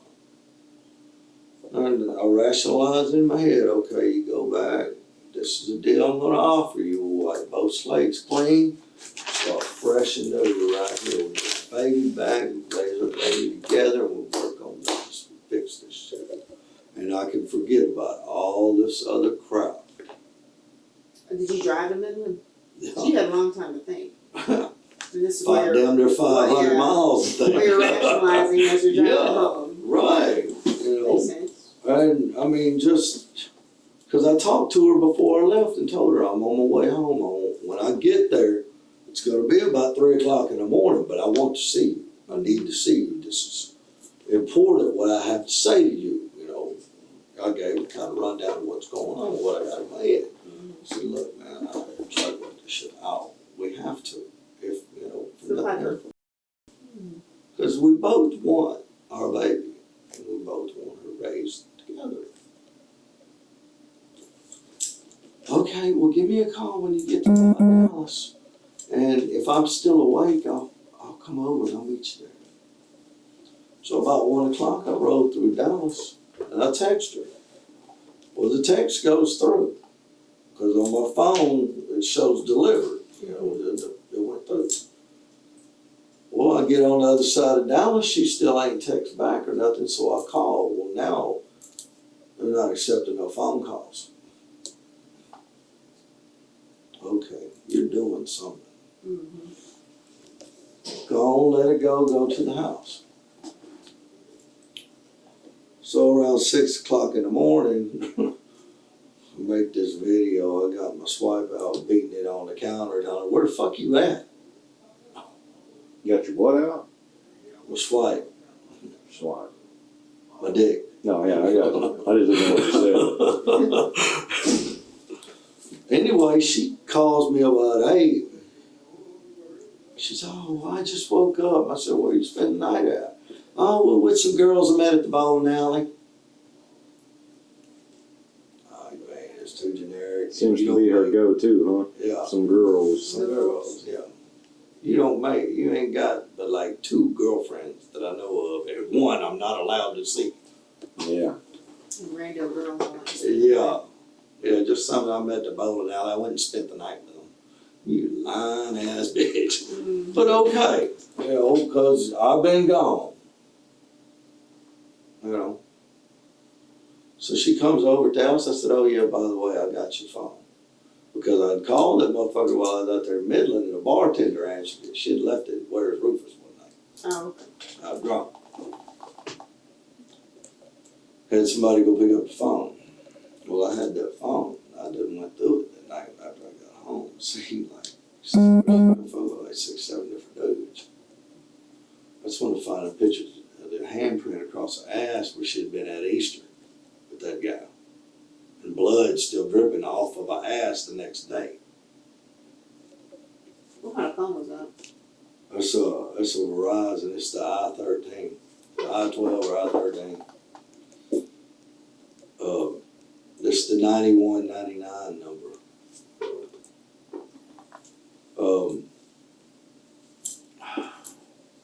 I see this when she done sent the picture to that guy that Sunday evening, and they laughing about it, talking about y'all can spank me anytime, and I enjoyed it, and how she's been sleeping with him off and on for a couple of weeks now, and here several other dudes she'd been going and meeting at different places and bars and this and that, and evidently having sex with all of them.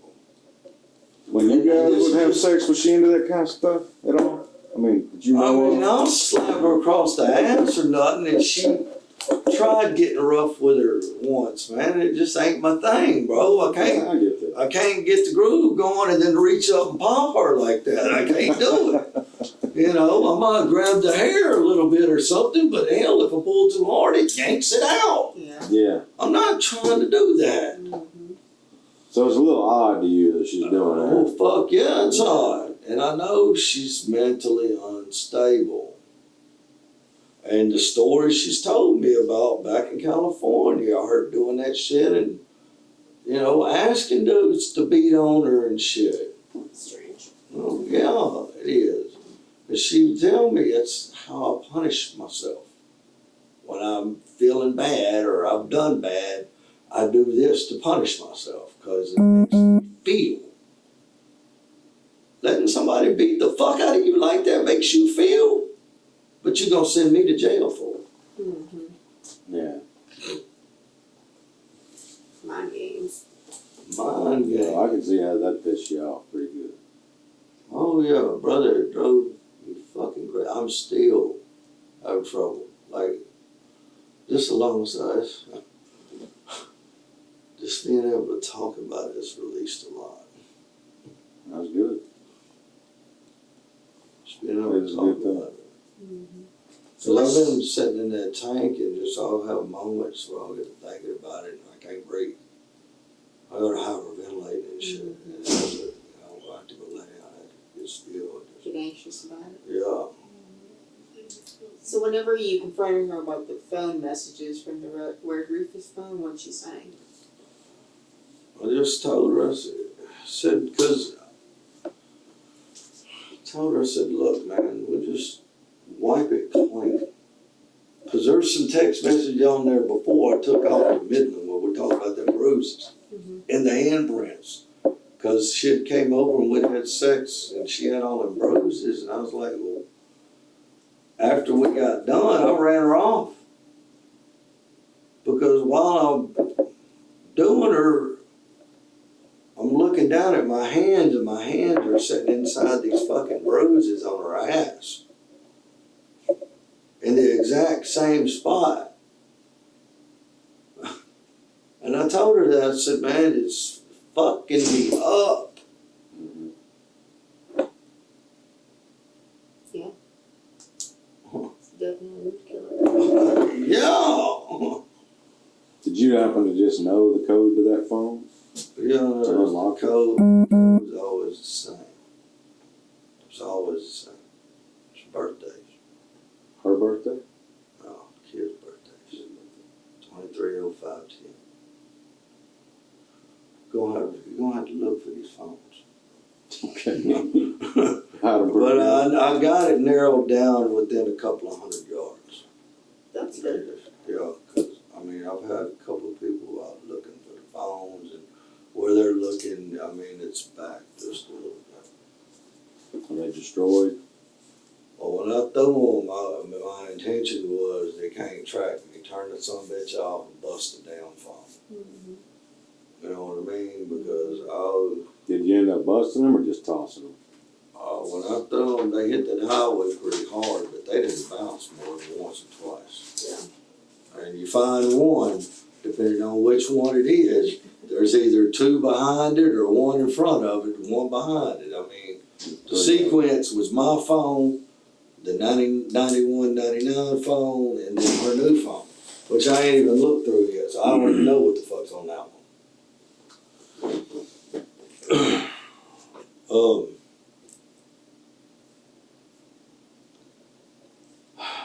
Shit.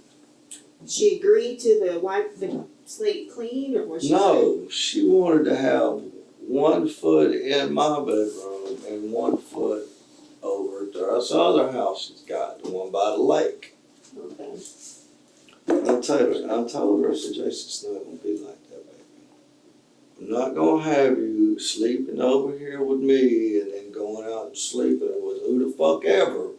And then you roll up and spend the day at my mom and dad's. And you fucking all these other dudes. I said, I went through the goddamn phone there, seen the pictures, told her I had the pictures and everything. I said, I see where you're messing with like 6 or 7 different fucking dudes. Mm-hmm. I'm not having you come up into my parents' house and that shit going on. Mm-hmm. Well, we'll just deal with it then. I said, no, my baby's not gonna live that way. And I said, I gave you a chance in Texarkana. Said, you laid up in the bed with the black dude with our baby in the fucking bed with you. And I said, I was trying to give you a chance then. Tell you a hint, I know what the fuck you did. Clean it up. Don't let it happen no more. But you don't take hints well.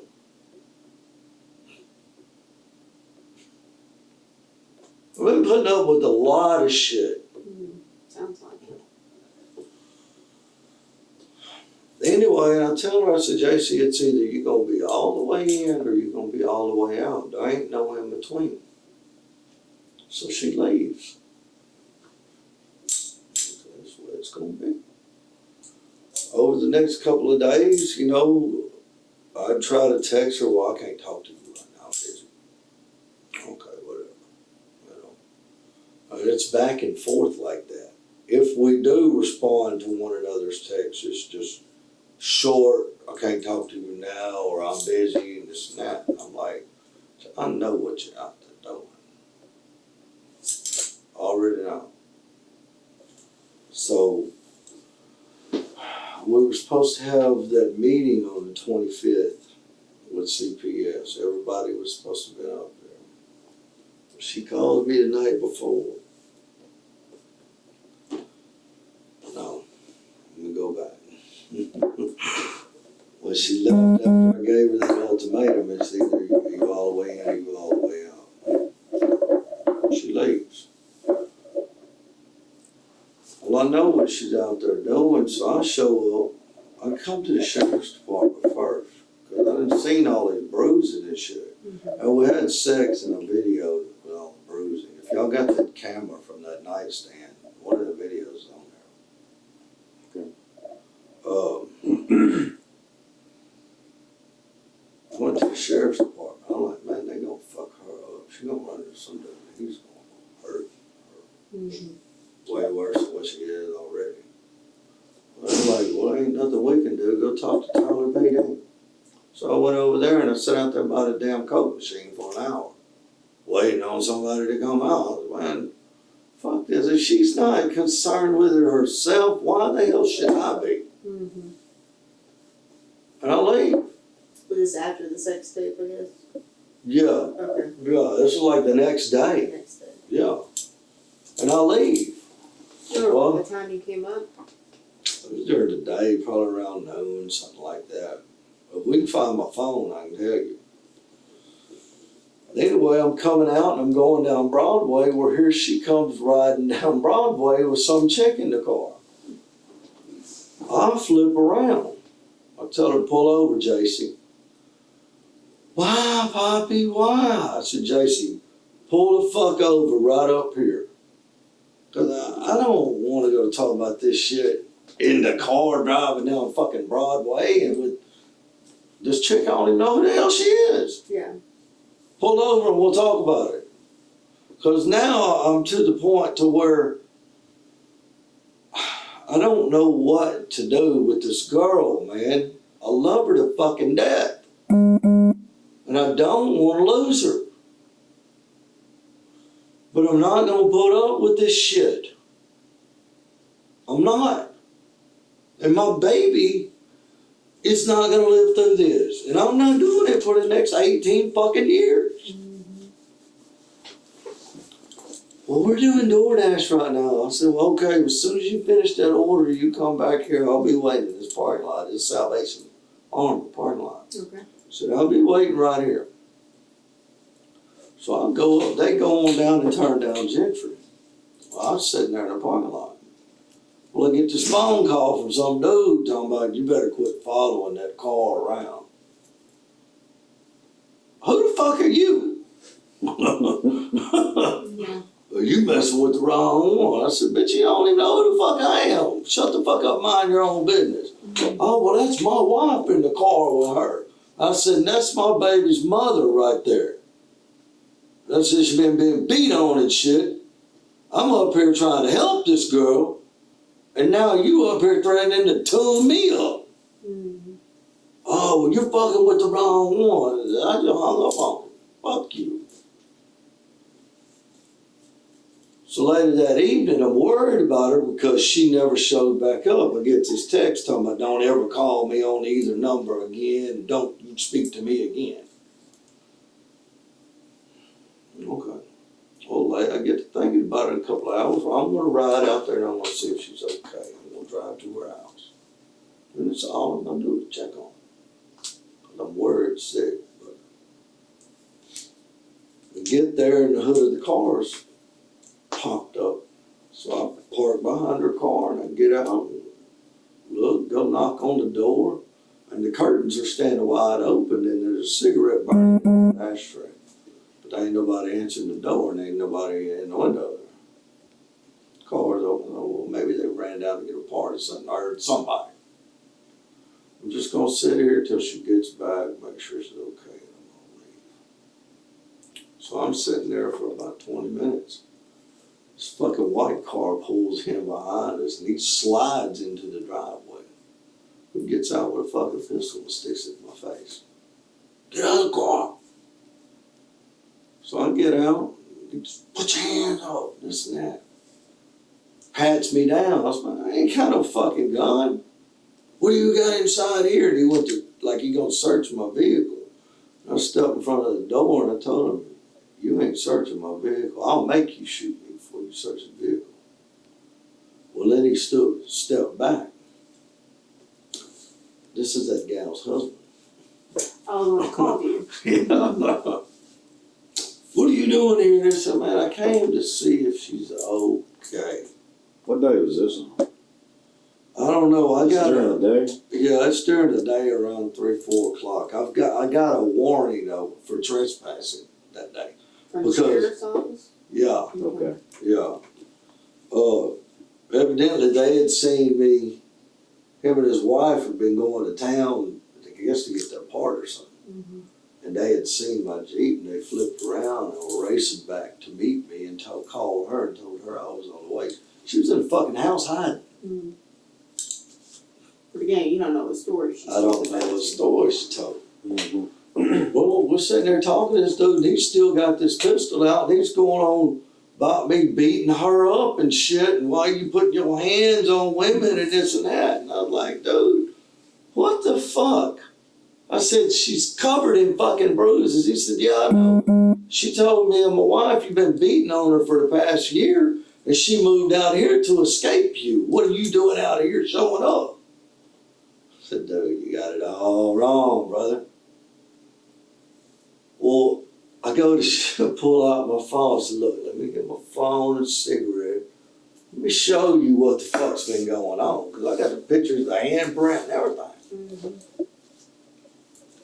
Get to talking to this dude. He said, oh yeah, I was there for that. It's my cousin. We were all just having fun and games that night. She was asking for it. Said, dude, her ass is still bleeding the next fucking day. That ain't playing. No matter if she asked for it or not. That ain't playing.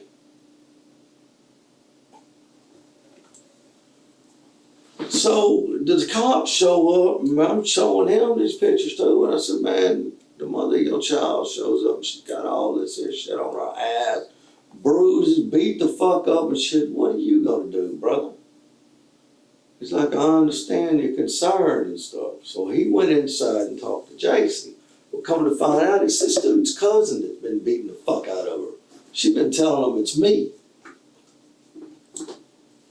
So he comes out and he says, look, just don't show up here again. If you call here again, they take a picture, you go to jail. Wrote me a fucking warning. And I left. Me and this guy, Eric, the husband, we shook hands and shit. I mean, because he understood then. She been filling you and your wife's head full of shit.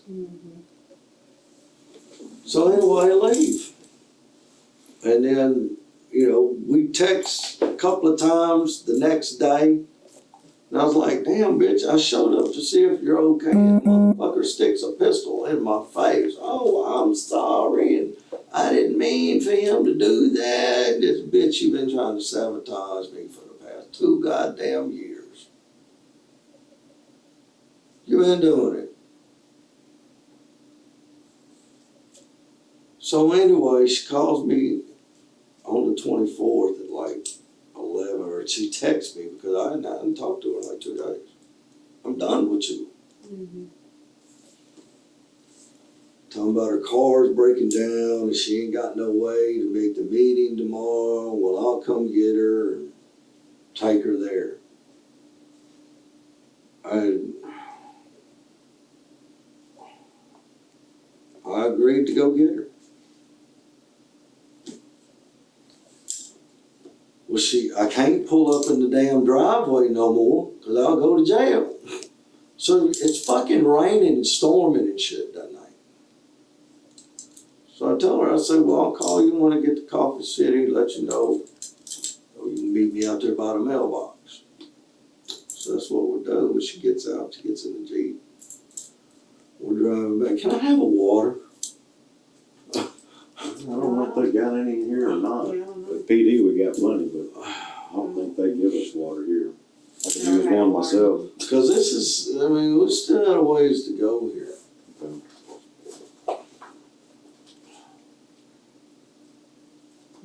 Hope he's gone. That help. That's what all we got. Oh.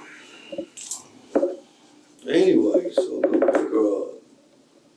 And she's got these fucking big ass hula hoop earrings. And I'll comment about them. So what are you doing? They're hookerish. She says, the bigger the hoop, the bigger the hoe.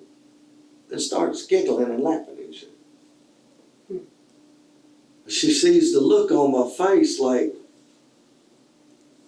why did you just say that after all this shit that's been going on? Why are you gonna say that shit? Right.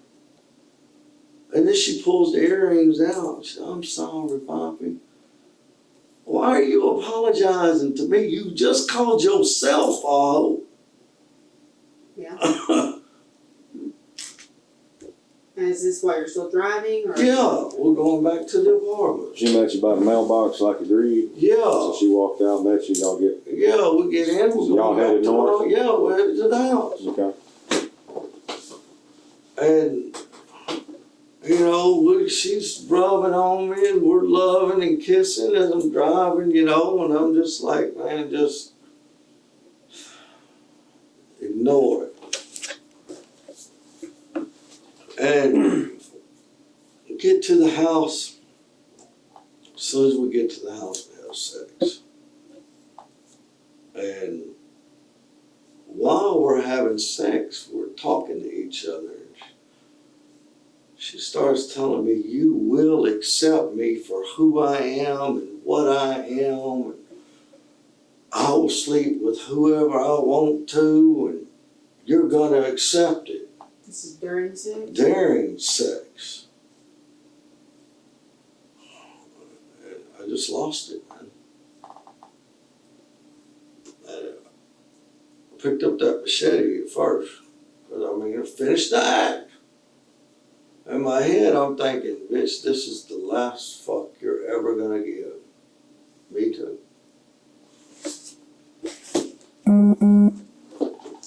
And I picked up that machete in one hand and that hammer in the other. She ain't found the hammer yet. And she saw me. Like y'all finished having sex? Yeah, we just finished. She just chilling, laying Shit, on bed? no, shit's still dripping, brother. Oh, yes. Just finished. Yes. I mean, it's going down. Where's the machete at? It's under the bed. It was under the bed. What about the hammer? Under the bed. Okay. I'd gotten to the point, I mean, I didn't know what else to do, man. How do I get rid of her? And how do I keep her from getting our baby so my baby is not laying in the bed with her while she's fucking whoever? That'll have her, just anybody. And if she's letting dudes beat on her like this, what's she gonna let them do to that baby? My baby.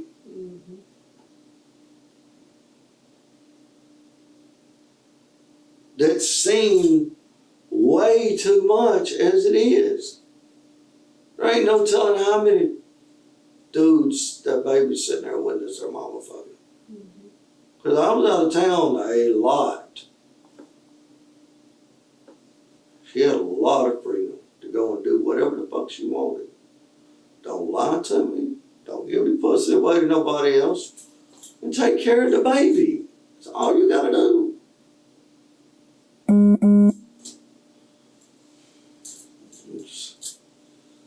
I was just gonna cut her throat. Just let her bleed out because fucking Keith's in his room. And I begged that dude, he went to his sister's. And I told him, I said, Jaci's maybe coming over today for us to talk, because we've been talking all that day. And told her, I said, man, she may come over. I don't know, and you don't need to be here because you don't. You know, in my head, I'm thinking, man, it's going to go down one way or the other. Either we're going to work this shit out, or we're both going to end it. Fuck it. It's the only way I can see.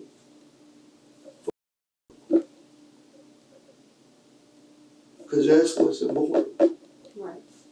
Making sure she lives a good life. Yeah. And my mom asked me a couple of weeks ago, she said, what do you want out of life? What do you want? Have a better one than I have. Decent life. Not knowing what her mother's done, doing, whatever she may do in the future.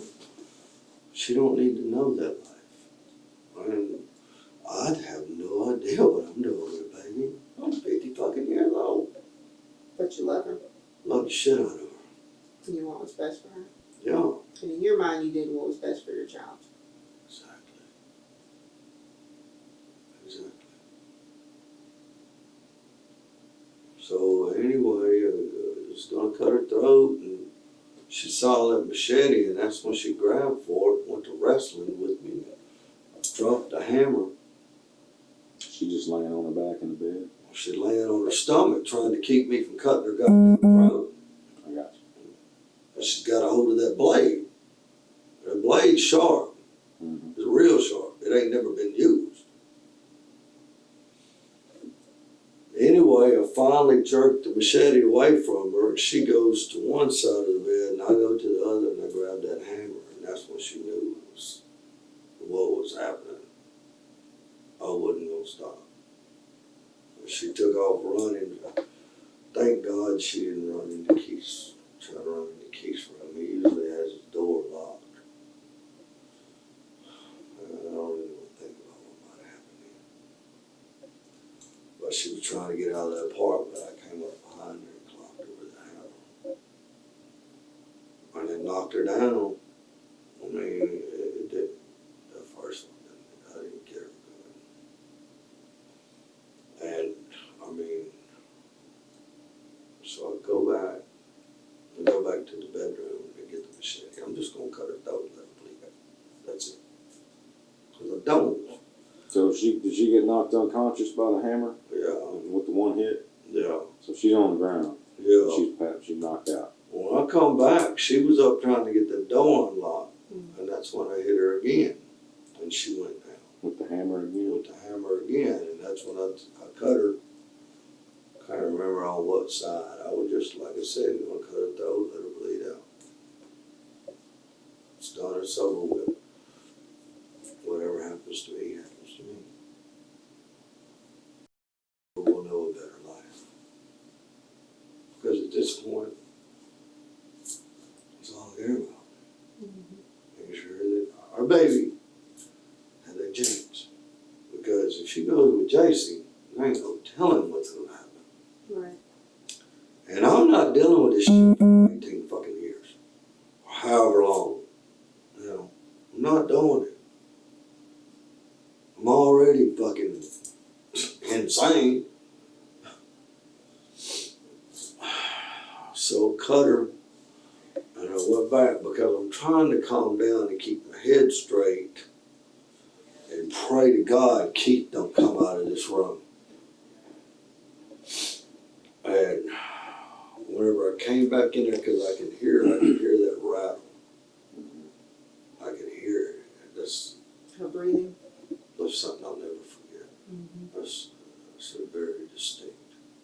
The rhythm of it. Well, whenever I walk back in there, she's like got one hand on the ground and her feet are out and she's trying to get back up. I'm not gonna leave you in a fucking vegetable. So I hit her again. And that time when I hit her, there was With the hammer again? and when she hit that floor, it was. And I popped her one more time for good measure, just to make sure she's gone. I didn't want her to suffer. Nothing, man, just, I'm done, let's get this over with, let's go. So I can have a pet.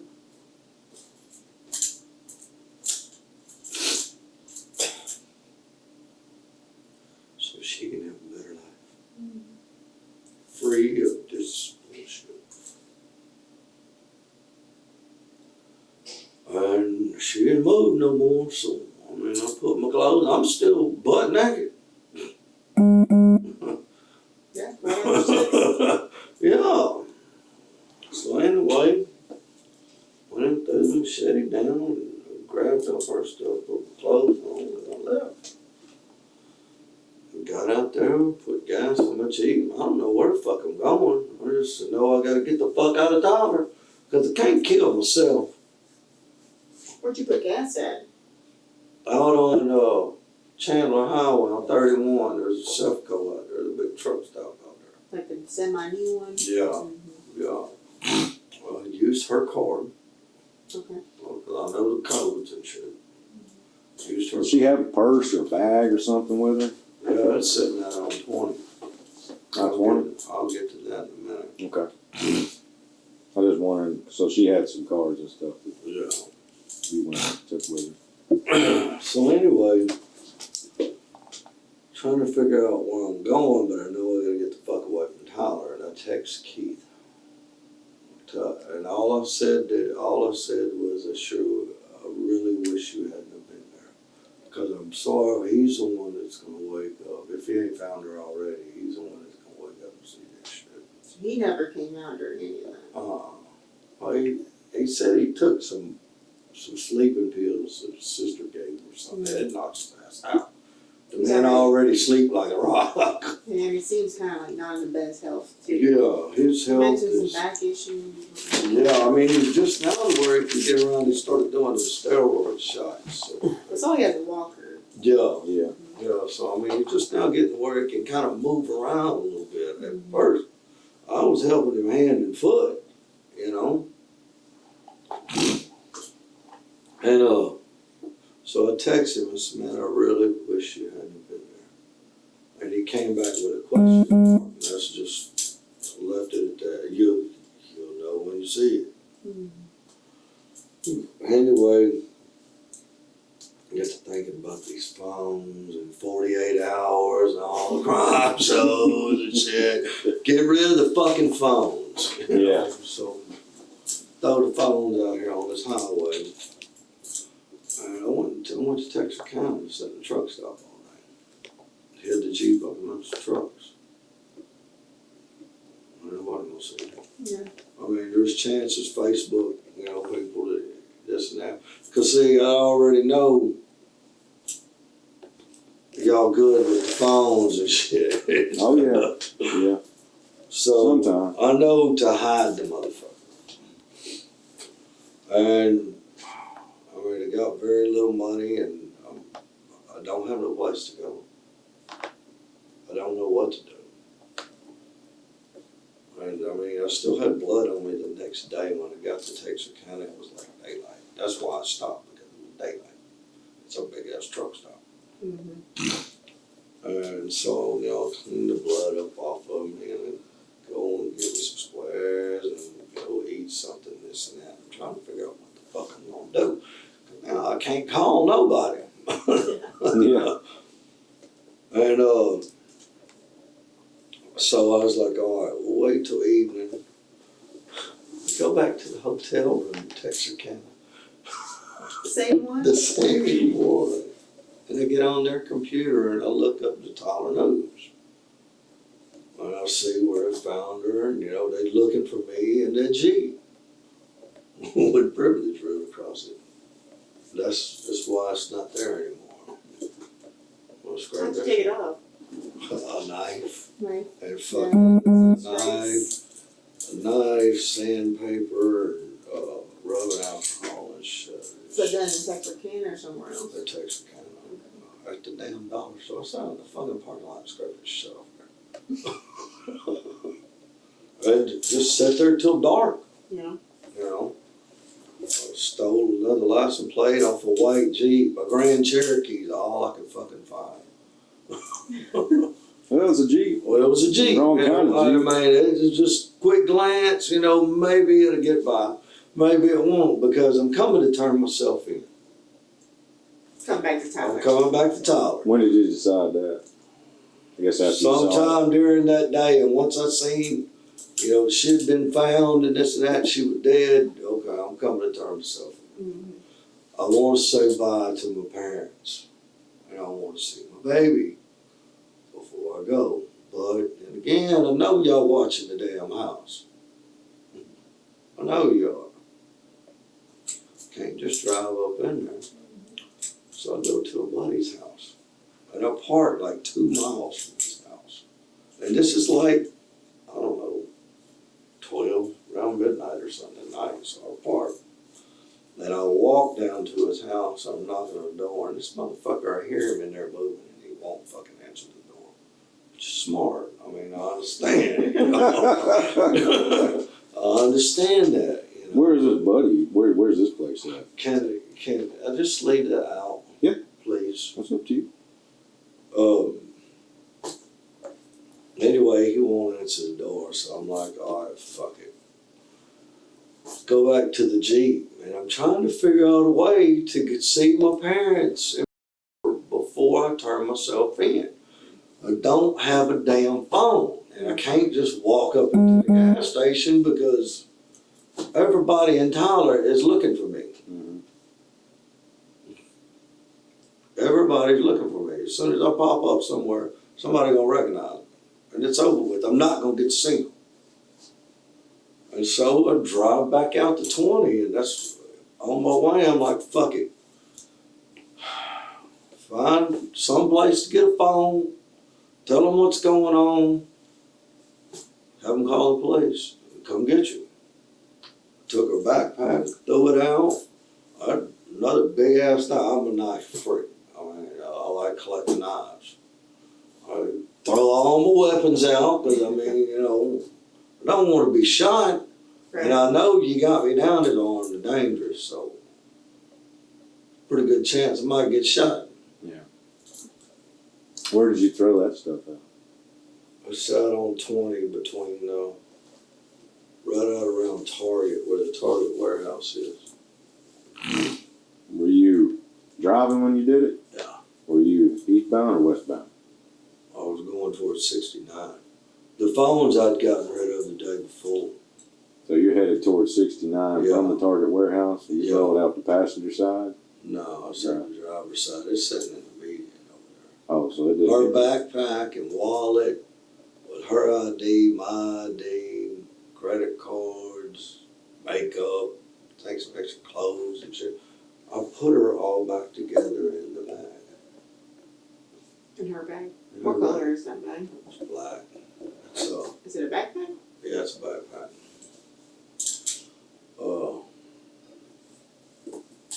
Pulled up to the hotel, to that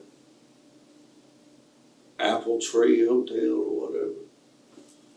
Told the lady, she's an Indian lady, she didn't speak English. I said, need to use the phone. I said, trying to call the sheriff's department, turn myself in. She said, well, I don't have no phone. It's like, lady, all I need you to do is call the sheriff's department. Tell them who I am. Tell them I'm trying to turn myself in. I said, I don't want to get shot.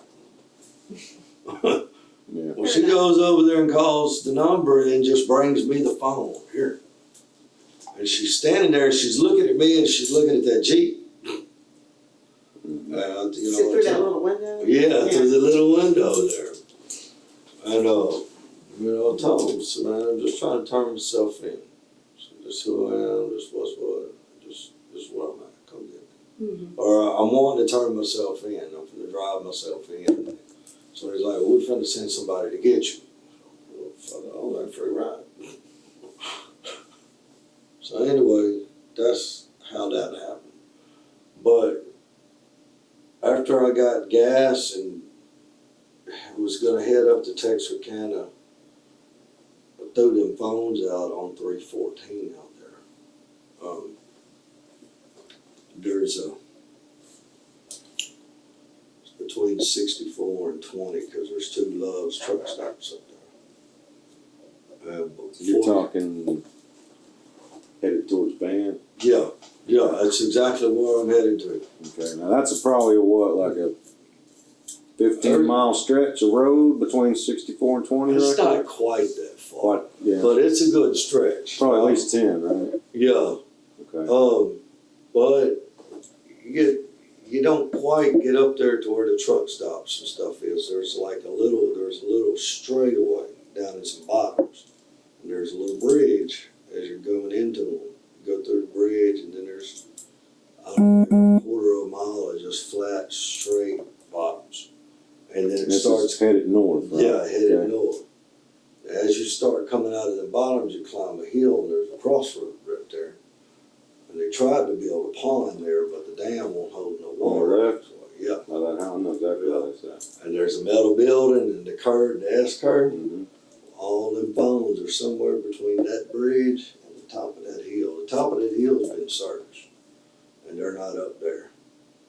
But I mean, we So got between the bridge, between their bridge and the top of that hill, in that curve. I think the last one may have been like as I'm coming up out of that bottoms. so in relation to where that house and that big pond and shit, because that pond was dry at one time. Now it's got some water in it. Oh, it's holding So, water A again. little bit. But in relation to that location, like we'll use that as a landmark. Right. Where would you Come say? back. Back Like north you're going or back south? south. Like Okay. you're going back down into that bottoms, that little stretch back toward that little bridge. Okay. And they're all gonna be on the left-hand side because I was going north. Like I said. Toss them out the driver's side. Yeah. And they Yeah. hit the other lane of traffic, I guess, and they bounce. Yeah. They bounce in the grass or they land in? pavement. I don't know, right now, it's like, it's 1, 2, 3 o'clock in the morning and shit. I mean, I'm halfway in and out of it. I'm still in shock, my damn self, you know. What kind of phone did you have? It's a S9 Plus.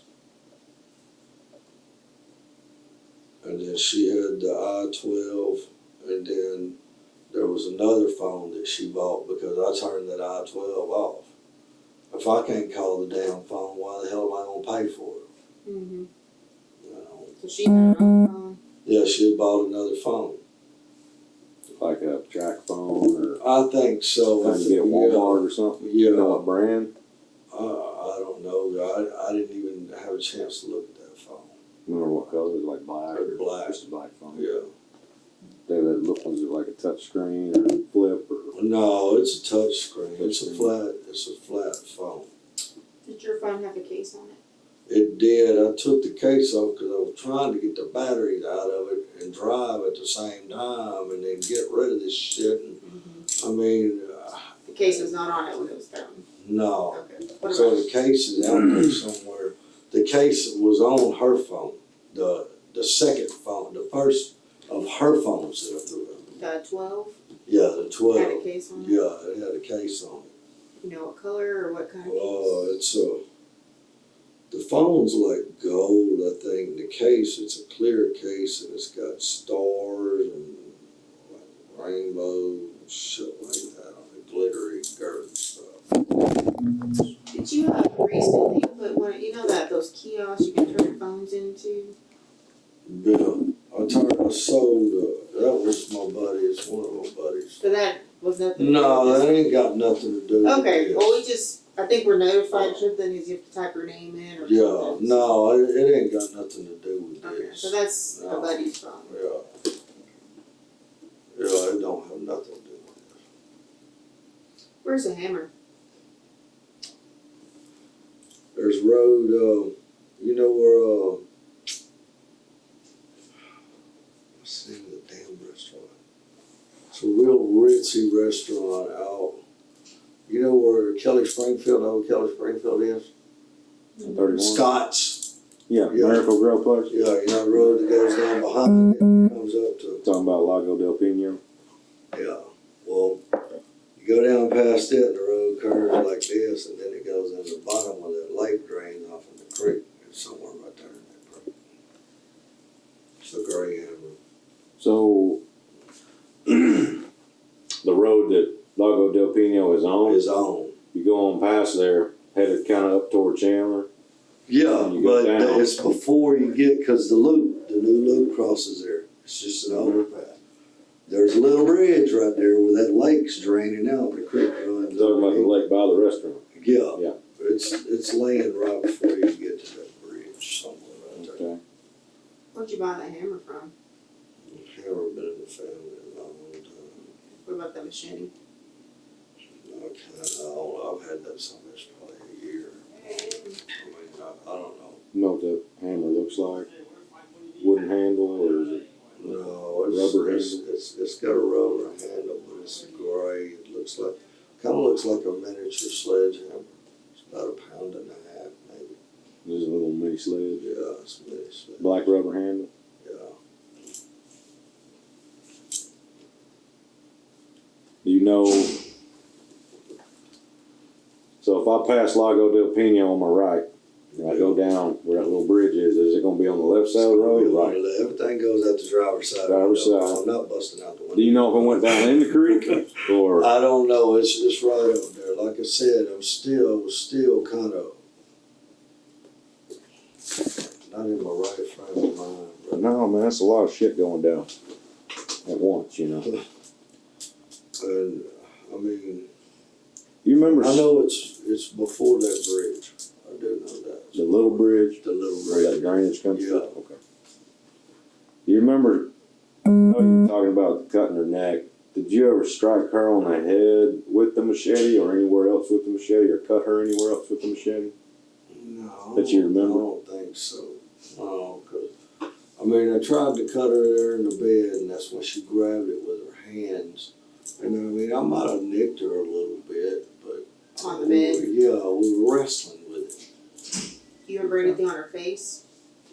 Brand anything on her face? No, do you remember anything on her face? Injuries to her face that were made or anything like that? No, because each time I hit her, it was right there. I mean, it might have been a couple of times, like when I first come up, she was trying to get out the door, that I might have hit something else, but most of the time it was right there. I mean, I was trying to get it done and over with as quick as possible. No, yeah, I understand.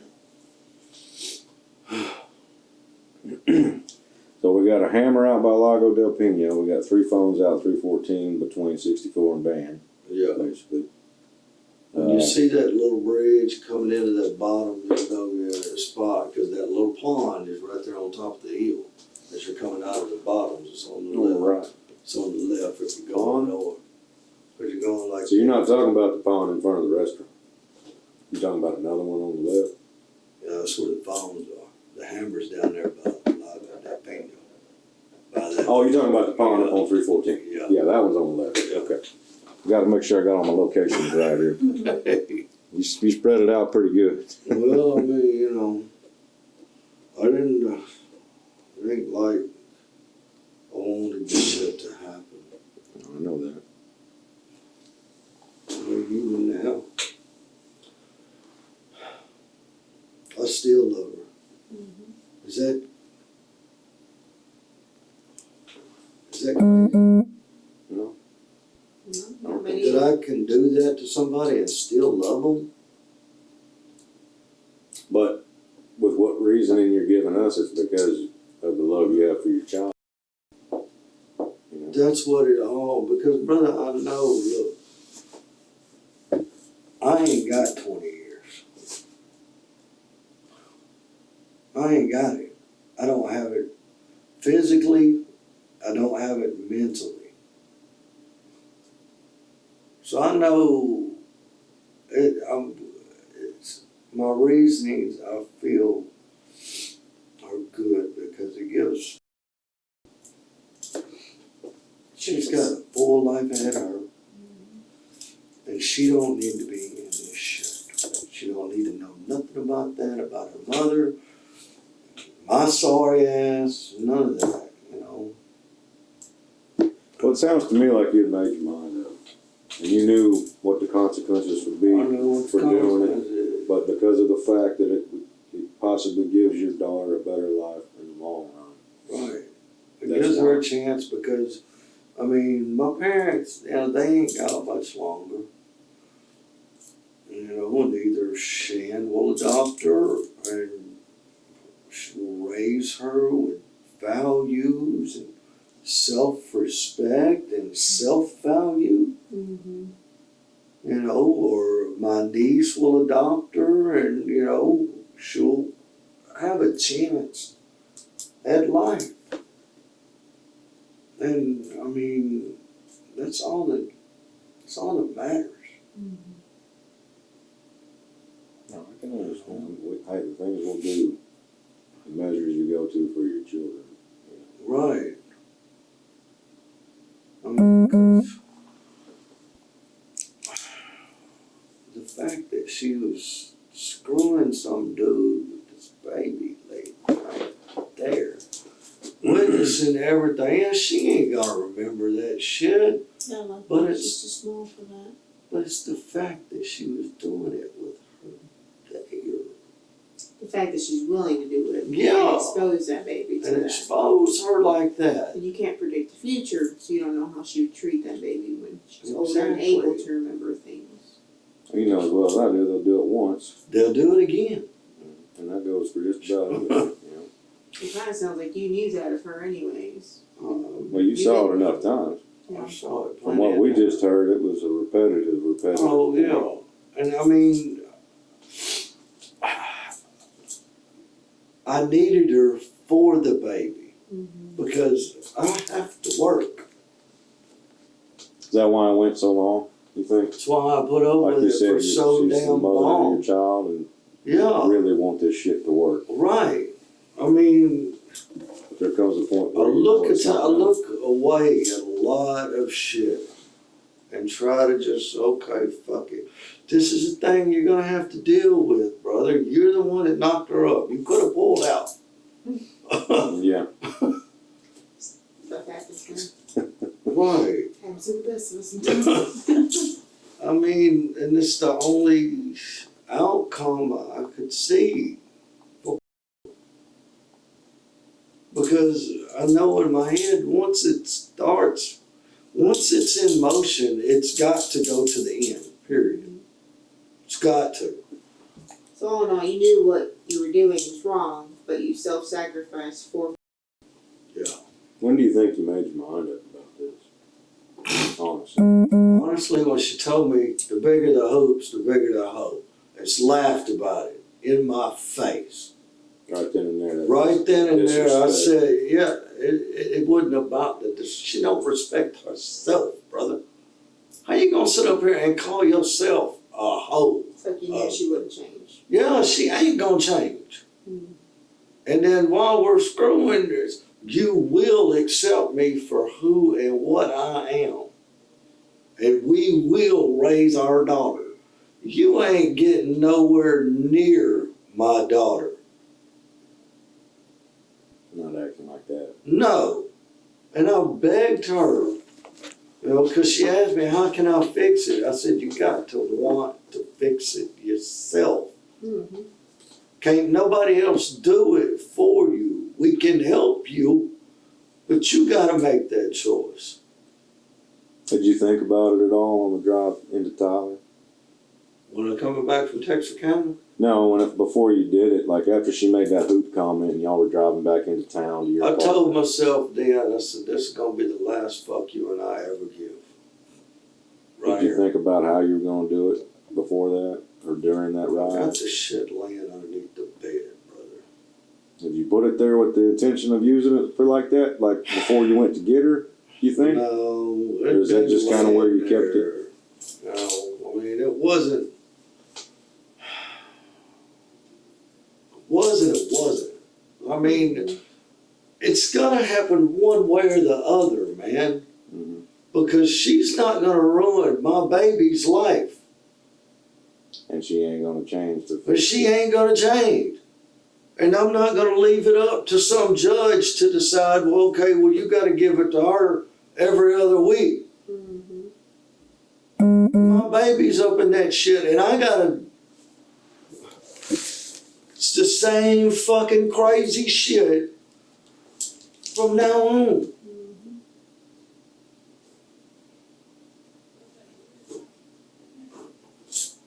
I don't know. I mean, what do you do?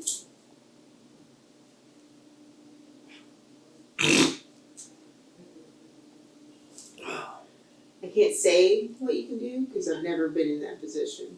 However, I do understand where you're coming from as far as trying to figure out the best that you can of what is best, Right. and I respect that. Thank you. Now I understand too that Well, what you did is wrong. Oh, I know, I'm not proud of it, I don't boast about it. It's what happened. What's done is done. It's done. And if her life turns out the better for it, then it's worth it. Period. Get that. I think any parent can understand that. Yeah. I mean, it's the best I can do for her. Well, I know you ain't had it great. You've had it pretty rough from what I can tell. And that's unfortunate, but like you said, at this point, what can you do about that? It is what it is too. That's just your life. That's how it turned out. Yeah. Well, So anyway, you feel any better talking about it? A little just getting it out? yeah. Sometimes just saying it, even to somebody you don't know, just saying it, you know. I don't know why. It's just a weird. I don't know, man. I mean,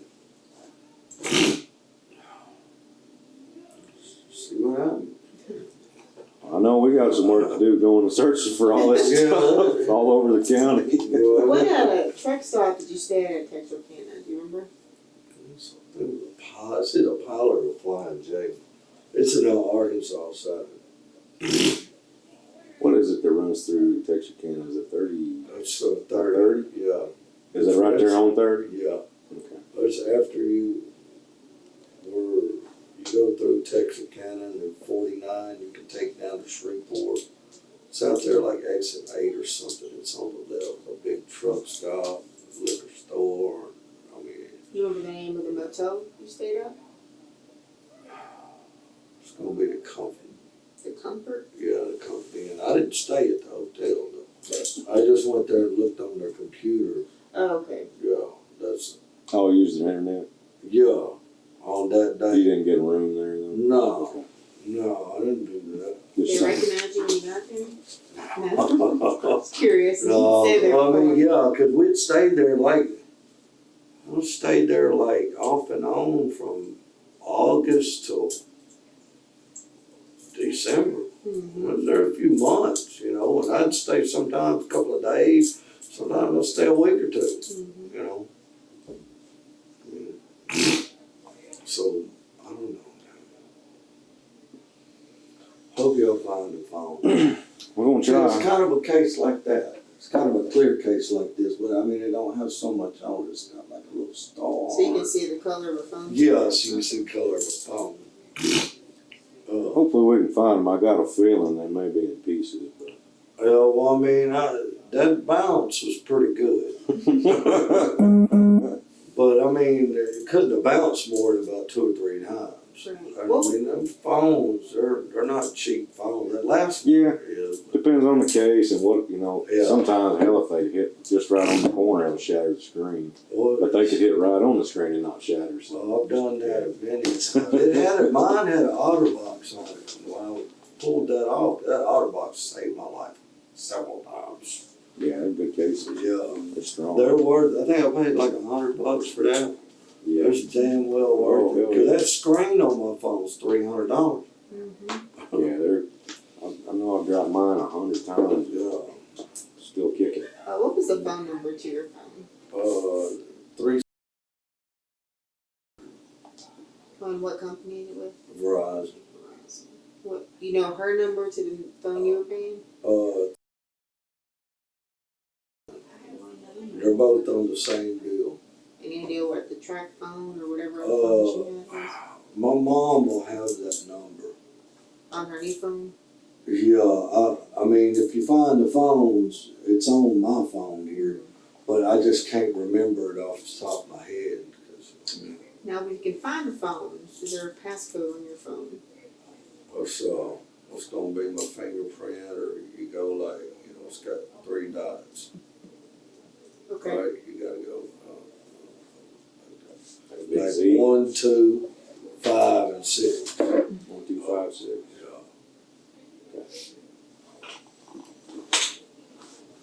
Seems like every time somebody has a pattern on their phone, You mind drawing it for me? they have trouble remembering it for some reason. Right.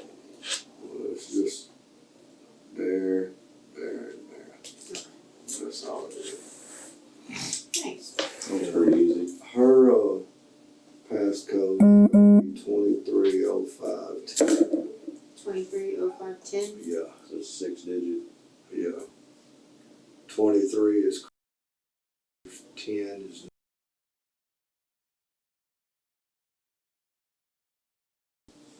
Do you know where? Or where they sent CPS custody? I don't know if Tommy's got them yet or not, because he got evicted on April the 11th. See, that's another thing. Some of her updated profile pictures on her Facebook page, when she's supposed to be at my parents' house watching, she's sitting in front of Tommy's apartment. I went down and found the buckets. Buckets still sitting on the goddamn porch. Same spot, same color bucket. She caught her in multiple Multiple lies. I mean, it's not, and it's been going on since the beginning. Mm-hmm. From the very fucking beginning. Yeah. And I just, when I got arrested for that assault on her, I mean, it took the fight out. Now she ain't got no fear at all, cause I'll just call her, I'll tell her you're beating on me. Get your ass out of here. Or other people, apparently. Bro, I mean, it's fucking crazy, man. Now, after the, I guess, killing of Jaci, did you call anyone or text anyone besides Keith, Keith? no. No, didn't No. reach out to your parents or anything like that? No, and I wouldn't have text Keith, but I mean, this guy's been knowing the family for 30-something years here, and there's a dead body in the next room. I got to say something. Right. Well, you tried to get him to not be there. Right. I called him, I told him, man, please just stay in Malakoff. Well, we're on our way back. Keith, stay in fucking Malakoff. Yeah, I mean, how much you Could have can ended do a whole lot badly. I mean, good God damn, man. If he'd have come out of the room, because he got a pistol in there. Yeah. Well, you had like a shotgun, didn't you? Well, that was just in the closet. It's Yeah, too no, but- fucking loud. Yeah. Whose is it? Is it yours? Oh, it's Keith's granddad's. Okay. Oh, It's like a hand-me-down kind Yeah. of thing. yeah. I mean, I wasn't loaded. Did y'all get it? Do y'all have it? It's there for safekeeping, yeah. We have it as Okay. safekeeping. Yeah, Okay. Because we ran a search warrant. it ain't on going the house. nowhere. We have it. Oh, what about like, that video camera that was in the nightstand? Did y'all We get got both that? of those. Y'all got Those both? two. Yeah, the little silver one, it ain't got shit on it. It ain't got a memory card, I think. That other one, it's got a couple of videos on it. Like, she knew your video? Yeah. Okay. She didn't know, like, the first one was when it was conceived. Oh, wow. Okay. And then there's one where we're fucking around and just playing. And then the third one is where I needed evidence of the bruising, where the dude's been beating on her. So that she wouldn't say it was you. Right. Did she know your video on that though? Yeah. She did. Yeah. She just didn't think anything of it. She saw ain't the video. thinking, I'm not doing this for your pleasure. I'm doing this for my safety. Right. Yeah. Yeah. Now I'm curious, during the fight with Machete, did she ever scream or yell or anything that you remember? All I remember her saying was no, Poppy, no. Was that her nickname for you? Yeah, Poppy. Poppy. Daddy. Mexican daddy. I figured. But, I mean, yeah, that's all Evie knows me as, Poppy. You know, I mean, You ever remember her crying or anything like that? who, me? No, Jaci, when all this was going down, or She didn't just do freaking no out? screaming, brother. When she seen me pick up that machete and that hammer, she knew what it was. There ain't no going back, period. You know, and I mean, I don't think she honestly believed that she could push me that far. Yeah. Well, like you said, 2 years putting up with the shit over and over. Over and over and over, and find out one lie and it leads to another lie, and then have that lie found out. And Yeah. So God damn, how can tell the truth? It don't fucking matter no more. Right, It don't matter. right. The damage has been done. Just give me peace of mind and tell me the truth. Did you or did you not do this? And you still fucking lie. Mm-hmm. You didn't ask much for her. No, Some people just I have didn't like- ask much at all from this girl. Because it's my responsibility to take care of it. But I don't know what I'm doing with a baby. Yeah. Mhm. Be faithful, don't lie to me, and take care of the baby. That's how you gotta do it. Can't even fucking do that. Sounds easy enough. most of the people, I'd say the majority of people on earth ain't very good at it. Oh, I mean, Especially nowadays, like you said, it's an old school kind of mindset. Nowadays, that's just not the values people have. that's what I tried to keep in mind too. You know, teenager in California. Yeah. Yeah, you did some wild shit. Because, I mean, there's something in the water out there. You know? That's like over to Texas. What? Yeah. And Things are changing here. I mean, and the fact that you actually believe that I'm going to share you with numerous motherfuckers, and then you and I are just going to be buddy and coupled up raising our daughter. We're walking through Walmart and somebody, hey, Jaci! Making you look a fool. I'm the only one out of the three of us that don't know these two been fucking their brains out. Mm-hmm. I mean, even to deal with Robert with his comment. Got all that ass hanging out there. What the fuck? Yeah. That's strange. Real fucking weird. And Robert's a whore too. He'll pay for it quickly. Do you think she was prostituting herself? I mean, honestly. One of those texts, because she come up with $650 awfully goddamn quick to get that last house out at the lake. When did she move in there? A month ago. Okay. She got evicted from the Yeah, duplex the and then moved to Yeah. Oh, So that was beginning. yeah. And I mean, that's right there where they had made that phone call. And then when she was up in the casino with the dudes, and that other guy and his old lady and shit. There's text in there where the guy's talking about put that $650 back over here because I owe that to this guy. Maybe she went and fucked this dude and borrowed the money, or what? I don't know, because I mean, just cursory glance through that phone, I found so much shit that just blew my fucking mind. She would never actually admit to anything. No. Even when you tell her, this is what you did, she's still gonna lie about it. Got her dead to rights. Yeah, but right here is the evidence. Mm-hmm. And you still gonna lie. I know you mentioned that she uses alcohol and weed. Is there anything else she used that you know of? I know she had some pills. There's some pills in that damn bag. I don't know what they are. Okay. She using any meth right now? I As of late? don't think so, bro. No. No, I think she learned her lesson from that. When the kids, when even Noah got taken, I mean, then again, she left an awful lot by herself. Mm-hmm. So I don't know. It's like, Did you use any meth? I use it occasionally, but I mean, I fuck with it 2 or 3 days, I put the shit down. It's a change up, Yeah. you know, because I can't smoke weed. If I could, I'd smoke weed every day.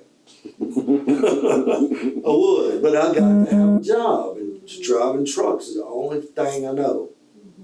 And then randoms, it's hard to get the shit out of your system, so you can't smoke too much. Mm-hmm. And I get tired of drinking. Yeah. You know, so I'll go to buddy's house. Hey man, give me a $40 sack. I'll smoke that, and then I'll lay it down for a couple of weeks. I don't like the high because I can't fucking think. Yeah. Leaves me scatterbrained. I mean, fuck, if I can't think, well, I don't I know. guess some people don't want to think. So were you or her under the influence of anything when the murder happened?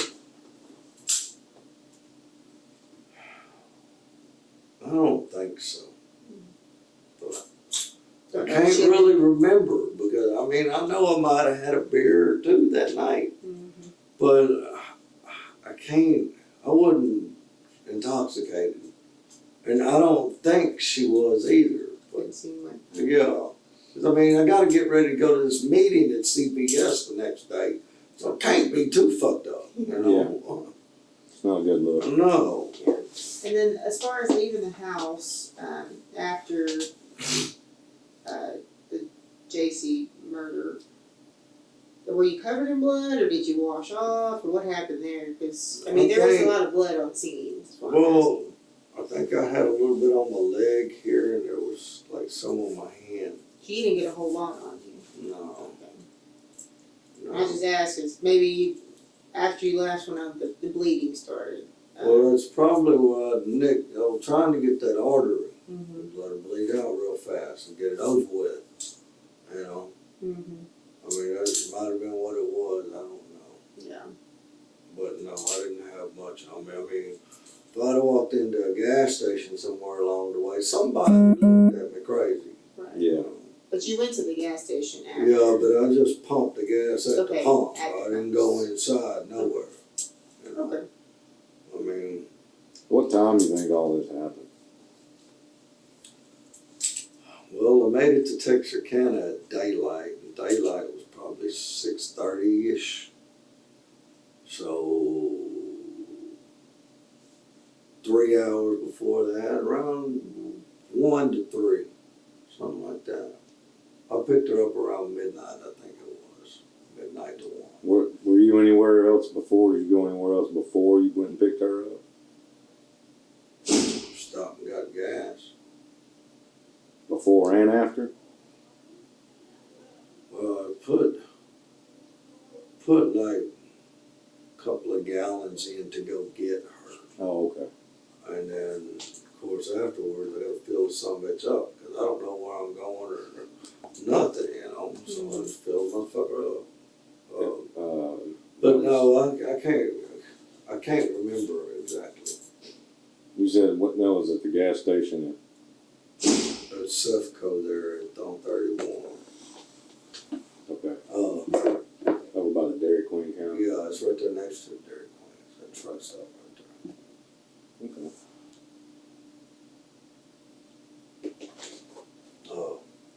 You have any questions for us?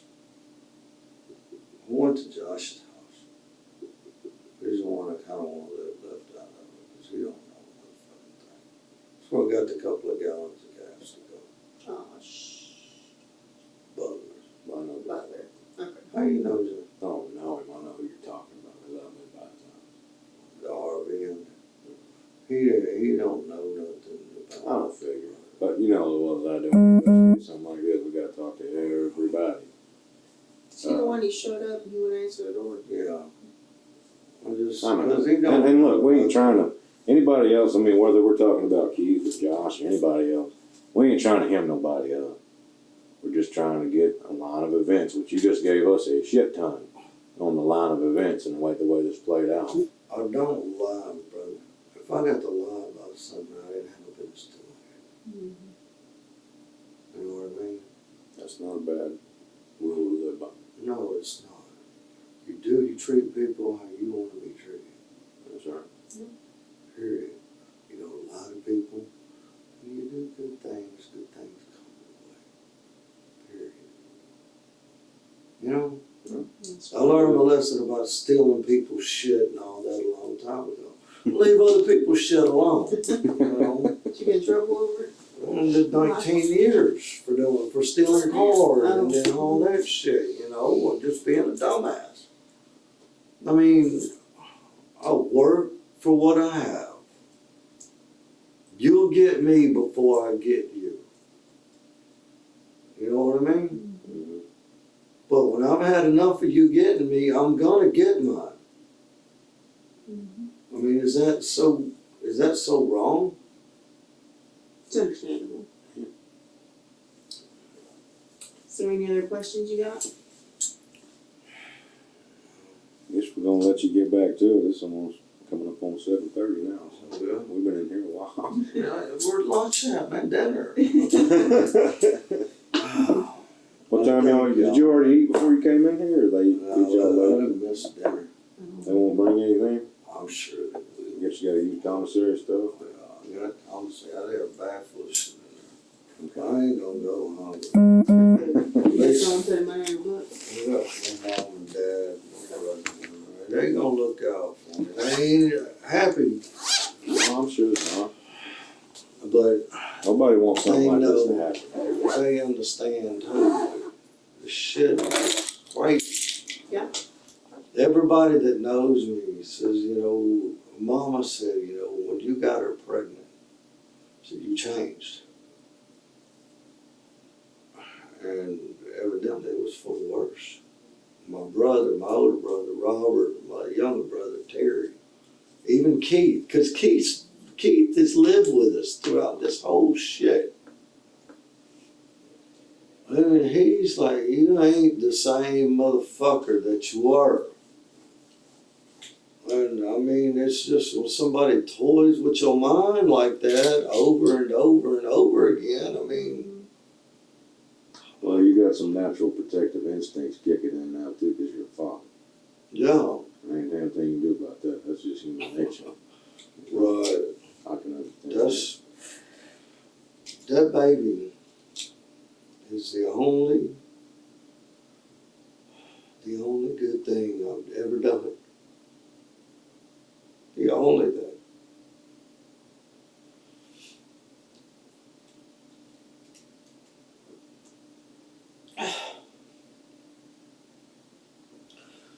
And I hope it turns out good for her.